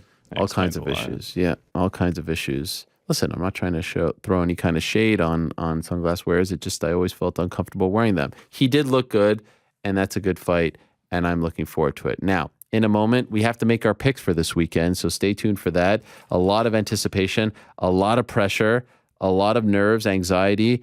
I'm feeling good, but we need to get back on track, right? I think we could all agree on that. First, though, a quick word from our good friends over at DraftKings Sportsbook. Is this the same song as yesterday, Frank? No, because that was the quote-unquote the Halloween one. This is a good one. Do you guys think we could pull off 5 days a week? No shot. No, I've already said that to two different people that I could not do 5 days a week. What do you mean you can't? You think you could do 5 days a week? 4 guests a day? Nah, I probably wouldn't do 4. 2, 3. We do 2. No, we never do 2. I've never had a show with 2 guests. What are you talking about? I misunderstood. I'm saying, no, 2 shows. He's saying, could I do 4 guests 5 days a week? Yeah, it's intense. I feel like I could do it. The shows would be, look, we did 8 guests in 2 days, right? Which, by the way, there was a time where I was doing like 14, 15 guests on one day, not that long ago. Why I did that, I'm not sure. But divide those 8 guests over 5 days, and there's your 2, 3, no? What happened to the music? I felt like we should wait for the actual ad. GC, why'd you say you couldn't do it? I feel like if anyone couldn't do it, it would be me. I could probably get through it. I feel like you could do it. Lengthy commute. That's the issue. All right, fair enough. NBA fans, as you know, basketball is back. Tip off the season with DraftKings Sportsbook, an official sports betting partner of the NBA. New customers can bet any $5 NBA moneyline bet and get $200 in free bets if your team wins. Should have listened to me yesterday. Knicks beat the Magic. Easy. Knicks are going to make the play-in tournament, at least. That's my hot take. Is there like a future that you could put on that? I'm positive there is. All right. Get on it. In addition to the usual bets, everyone can boost their winnings up to 100% with DraftKings stepped up same-game parlays. You know, when I was driving home yesterday, I was listening to WFAN, and Craig Carton was reading the exact same promo that I had read an hour prior. It's weird. Same copy, everything. With payouts bigger than ever, DraftKings is the place to go to bet on the NBA. Download the DraftKings Sportsbook app now. Use code TheMMAHour. Make any $5 bet this week and get $200 in free bets if your team wins. That's code TheMMAHour. Only at DraftKings Sportsbook. And if you're a fan of combat sports, because that's what we talk about primarily on this program, there's a lot to like over on DraftKings Sportsbook. Support them because they support us. Use the code TheMMAHour. And let's get into our picks right now. No time to waste. A lot of pressure, a lot of anxiety. Rick, how do you feel about Chael Sonnen texting me about who you are? Or did you miss that part? I missed this. Oh. Catch me up. So I posted a clip this morning or earlier today of us talking about the number one contender 5-round fights. You're in it. Shout out to Spencer. And so Chael sent me a screen grab of you and GC like from the clip, and he asks me, who's the guy on top? So he's referring to you, but didn't ask me why. Tell him the best in the business. Do you know Chael? Is it possible that he saw you and he's like, oh, I remember that guy? I've never really like crossed paths with Chael a lot. Never really worked with him. Even at ESPN? No, because a lot of that, like obviously I worked closely with UNDC, but a lot of that show was kind of production side. So I really have never really crossed paths with Chael that much at all. An occasional hi here or there, but definitely not somebody who would be familiar with me. Like we're not on that level. Well, I'm wondering what he's referring to. Maybe we can be. Let him know. I'm a big fan of the bad guy. What's so funny, GC? Why are you laughing over there? I'm just having a hard time getting up the randomizer. Oh, really? Yeah, I got it though. It stalled on you? No, I was just trying to find where the web address is. I do have a confession to make for the first time, maybe the second time since we've done this. I actually did a bit of research going in. Like I feel confident in my picks. What? I don't know if that's necessarily something you want to reveal. This is only the second time you've even thought about it. Listen, in the spirit of Calvin Kattar, transparency. I'm trying to be transparent here. Okay, he inspired me. The guy who's wearing sunglasses talks about how transparent. Wow, say that to his face, Frank. Oh, yeah, what the heck? Wow, by the way, Frank, call up Calvin right now. Jeez. Shout out to Jose who's working on this right now. Actually, just finished it. But how about the quote from Kattar? I don't want no effing fast track to the title. I want to earn it. When I get it, I want that Charles Oliveira SHIT. Yeah. People proud of me, proud and happy of me when I get it, saying, man, this kid got it through the mud here and that. That's old school stuff right there. That's legit. I would say Calvin Kattar is very old school. I mean, he's a promoter. Remember when he came up as a UFC fighter and the whole thing was like, oh, he's the part-time promoter as well. Now everyone has a promotion. It's true. It is true. Well, I'm looking forward to that fight. I'm looking forward to these picks. I'm actually kind of nervous about this because I feel like we're up against. I don't know, man. Nerves have sort of fallen off. We've lost 5 straight. Wow, what? We're just hoping for the. You've best. lost hope? I mean, we're gonna hit one eventually. I just don't know when. Okay. Well, I love this. I love this. Hawani researched for the second time. GC's, we'll hit one eventually. I mean, we're in good shape. We're killing it. All right, hit us. You said you guaranteed the last week. I mean, does it mean that you're going to pay us all out if we don't win, or? Well, Frank's trying to collect on the guy who actually lost it for us. It was a guarantee. Get out of here, man. The audacity. I feel like. I mean, you were the one that let us down. I tried to guide you towards 1.5. You went 2.5. Yeah, wow. You should be lucky that I didn't kick you out of this whole thing. There's no guarantee. No, this week. Okay. No, I guarantee it. But what does the guarantee mean? If you know, like, I mean, it means nothing. All right, let's randomize this. Let's see. All right, here we go. I like this order. Uh-oh. There we go. It is. Really struggling with the random. No music?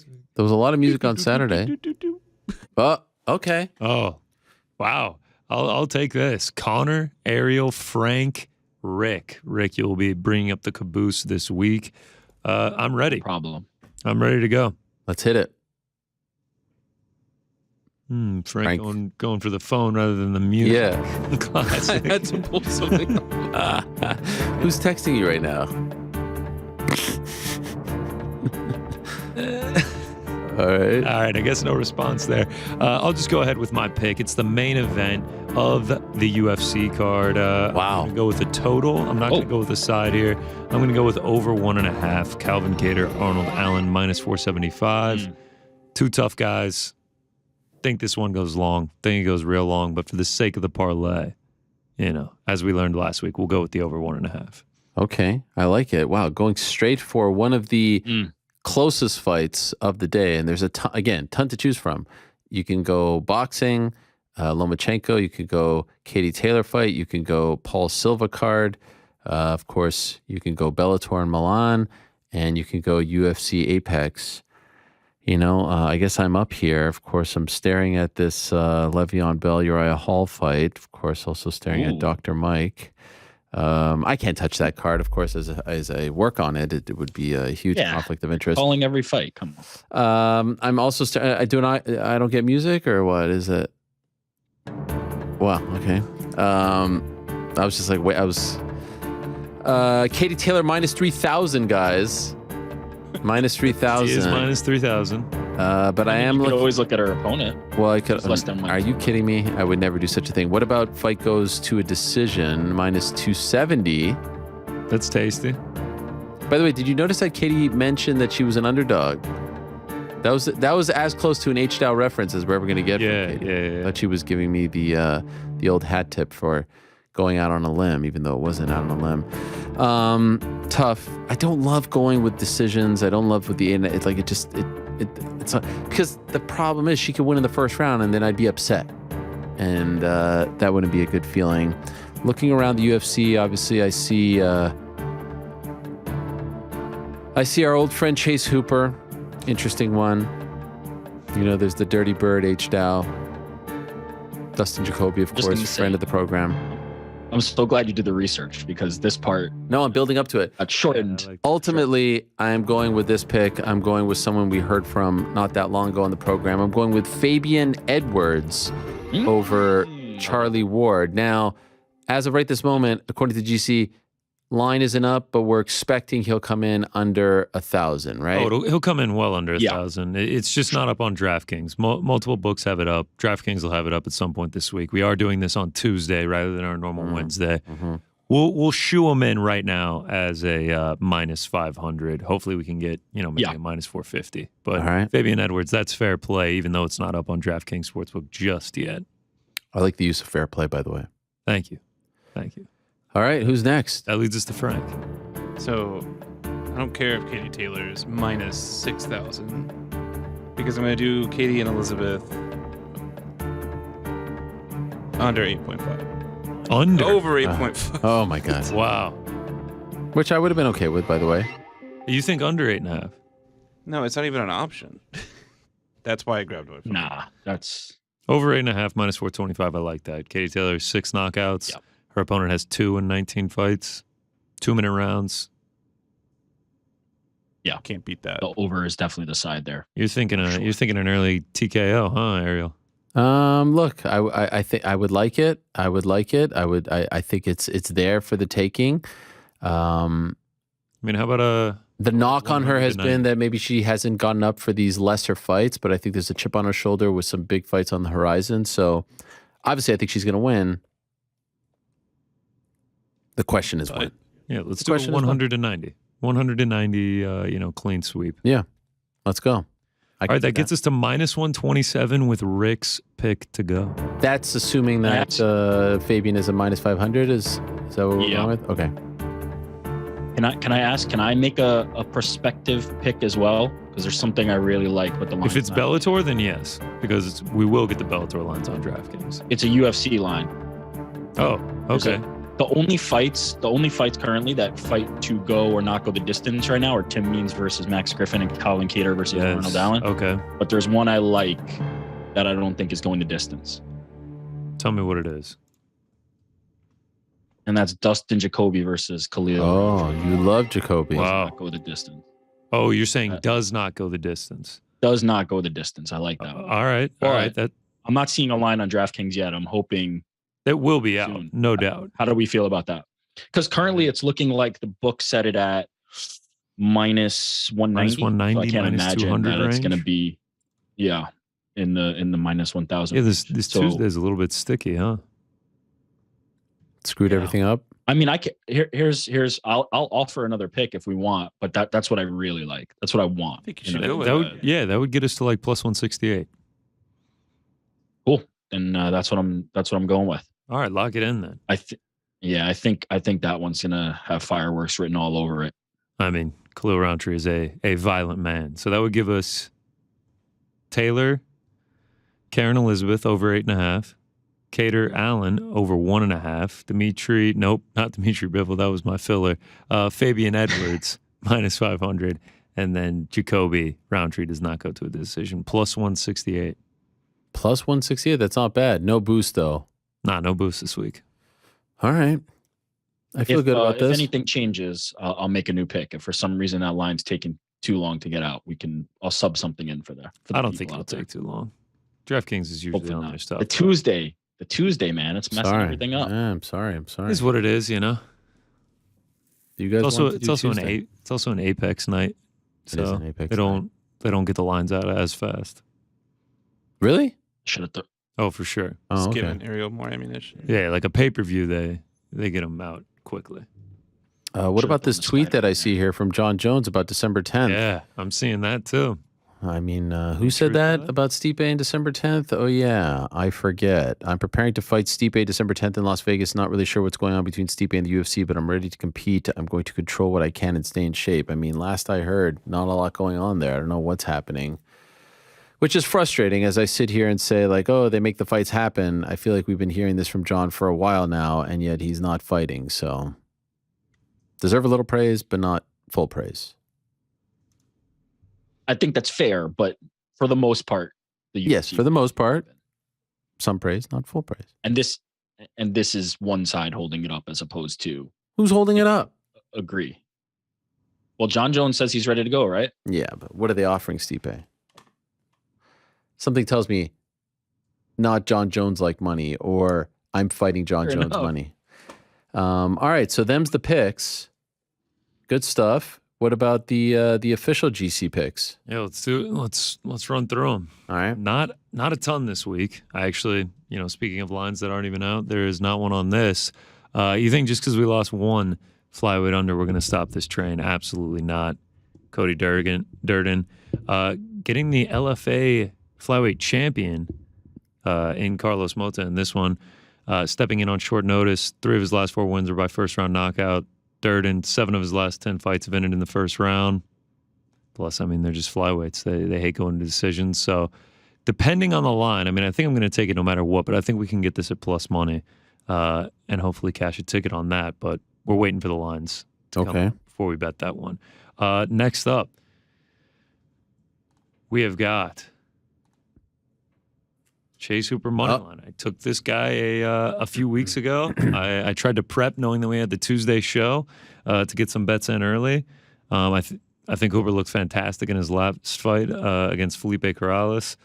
Steve Garcia, he's a tough dude, but I mean, some of these wins that he's having in the UFC aren't really UFC guys. Charlie Ontiveros, Desmond Torres, none of them ever got a UFC win. And I just think Chase Hooper is just going to continue to improve. I think he's far more dangerous on the ground. And I mean, I think he can hold his own in the standing, and I think he comes out of here with a win. I like that one. Next up, Joseph Holmes, Junyoung Park, under 2.5, the Iron Turtle. So Holmes, he's going to have 6 inches of height, 7 inches of reach in this one. Tough to get through for Park, but I think he'll still be able to do it. For Holmes, 8 of his last 9 have not gone to the 3rd round. Park, he's much more of a decision maker in the UFC, but just going back and watching that fight against Gregory Rodriguez, who, albeit he does make a lot of his fights brawls, they got into a brawl, and it looked like he had Rodriguez dead to rights. Like, he can finish people. He just has not done it yet in the UFC. And I really see the chances of this turning into a brawl possible. And if it doesn't, if it goes to the ground, I think Holmes is dangerous on the ground as well. So at the price, at plus 160, which I was surprised to see it at, I put a half unit on it. And I could definitely see this one not going the full 15, but also I need under the 12.5 minutes. That's not Holly Holmes, right? No. That's what Katie called her, Holly Holmes. I was about to say there's pictures right there. I mean, yeah, no, I'm kidding. Justin Jacoby. Shout out to New York Rick if he's still on the line. I mean, on the line. What a resurgence this man has had in his second UFC stint, 7-0-1. It was a rightful 10-8 in the first round, but he is one judge giving him a 10-8 against him in the first round from being 8-0 in his return. Khalil Roundtree, very violent man. I mean, if you watch that Carl Roberson fight, this dude, if you watch any of his fights, honestly, this dude comes into bang. But the thing is, he's also very inconsistent, and fighting a guy like Dustin Jacoby, the striking acumen that he has, the experience that he's had in kickboxing, I think he is going to be outclassed here on the feet, and I really do think this is going to be a matchup that is going to stay strictly on the feet. And what Rick said with his pick for the Parlay Pals, I think someone's going to get put out, and I think it's going to be Dustin Jacoby doing the putting out of Khalil Roundtree. When we saw him at UFC Long Island, big knockout of Daan Jung. And I think he keeps it rolling, man. Very impressive what he's done with this second stint in the UFC. Yes, I agree with that. Next up, another line that I was surprised when it dropped yesterday, Cortez Acosta Vandera under 2.5. I mean, Cortez Acosta 7-0. Dana White Contender Series alum. He's got pro boxing experience. Last 3 wins are by knockout. Jared Vandera, rough go of it. I mean, rough go of it. He's lost 5 of his last 6, 4 of those coming by finish. The only dude that didn't finish him was Andrei Arlovsky, who we know he goes to a lot of decisions. I mean, this has got to be Jared Vandera's last chance, and I think that's going to compromise him. And if he doesn't get knocked out, I mean, I think he probably gets TKO ground and pound, or he finds a finish himself. I think heavyweights at this price in a fight that I think is going to get really chaotic with Jared Vandera trying to stay in the UFC, I think someone is going to get finished here. All right. Last but not least, the main event. I got a great line on it. I mean, you know how we go around here. Arnold Allen money line. Nothing against Calvin Kattar. I'm a big Arnold Allen fan. It's unless he's going up against Volk, I'm betting on Arnold Allen. I was surprised that he opened as this big of a dog. The same thing happened when he fought Dan Hooker at UFC London. This is a biased pick. I don't really recommend standing and striking for 25 minutes with Calvin Kattar. I mean, he's fantastic on the feet, maybe mixing the wrestling and the clinches, but I'm just riding with Arnold Allen. That's what it is. And another bias pick that is the flip of getting a good line. I got a horrible line on it. Anderson Silva money line. I'm riding with the MMA community. He's like a plus 150 now. Really missed this bad boy on this one, but one of the slickest strikers the UFC has ever seen. I mean, the way that he has you can't ex-nay the pick, right?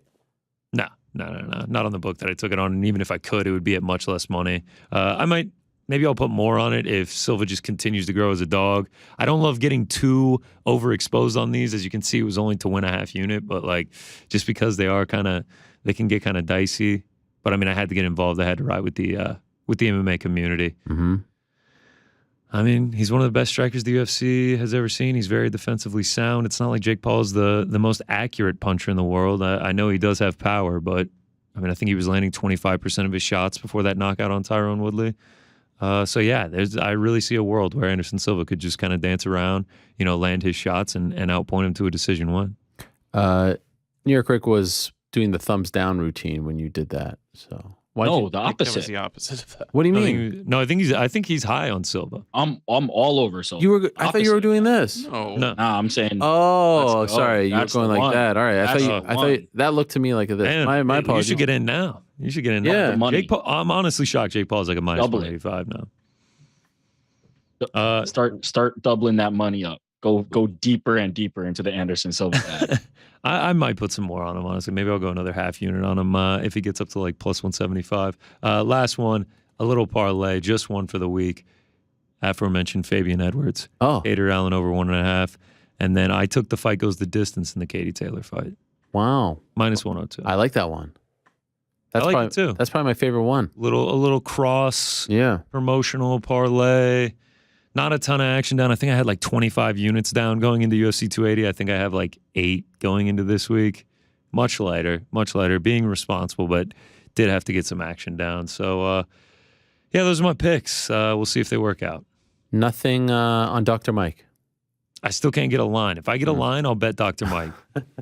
By the way, I'm not saying you have to bet on him. I'm just wondering if there's any action on the fight. Yeah, no, nothing yet. You would think that we're going to get a line for it. Yeah. I mean, if they've got Le'Veon Bell. They do have Le'Veon Bell right now.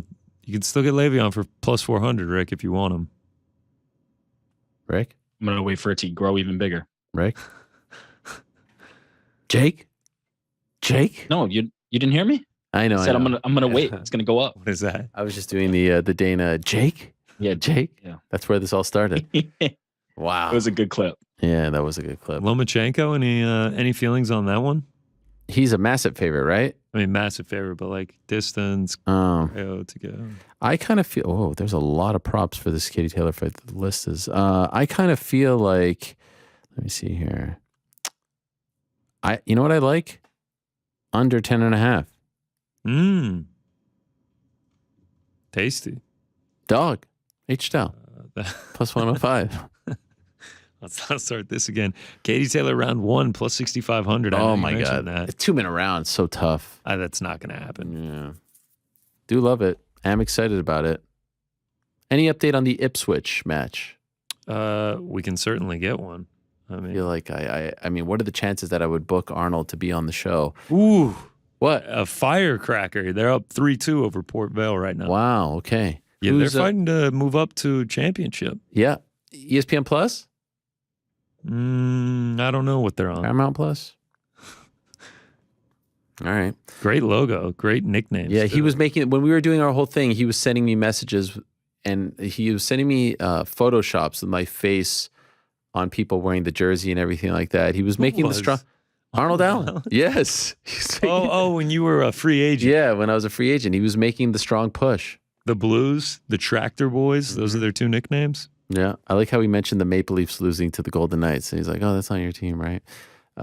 This is like his hometown team? Ipswich, yeah.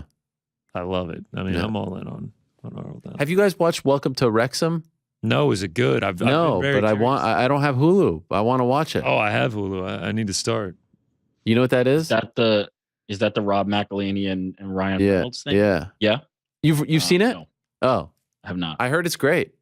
What a smart play, right? Buy a team for $2 million, turn it into a content thing, make a show off of it, make all this money off of it. I'm almost positive the team is like very successful now. Now they are, yeah. Ryan Reynolds is playing right now. I think they're in the 75th minute. Wrexham is playing? Yeah. Who's winning? It's 1-1. Pride of Wales. Unless I'm wrong. Go there, then you go watch Leon defend his belt. Gentlemen, it has been fun, but alas, we have to go. Thank you very much. It's been fun to do a Tuesday show, and I'm looking forward to getting on the road here with the family first time. Never been that guy, but I think it'll be fun. Sure, there's a part of me that's like, how's this all going to work? Oh, what happened there? That was Rick. Okay, but I think it will be fun. And I hope you all enjoy, and I hope you have enjoyed the back-to-back shows. Should we make this the new thing? Should it be a Monday, Tuesday offering? Or do you like the break in between, Frank? Break in between's nice. Yeah, it's good. Things happen, It's also harder. You got to book, like almost, it's a lot of booking. But I'm happy we got it done. You know what's weird? The last time we had Katie Taylor on was the last time I went to go work a Jake Paul fight. It was the Wednesday before I flew to Tampa to go do the second Tyron Woodley fight. What are the chances that it would happen all over again? Same exact scenario, this time on Tuesday. Weird, my friends. Anyway, we're out of time. Imagine if you're someone who didn't know about this and you're like, oh, I'm going to tune into Monday's MMA Hour on a Tuesday afternoon, and all of a sudden you've got 2 episodes waiting for you. Aren't you lucky? It's the way we like to do it.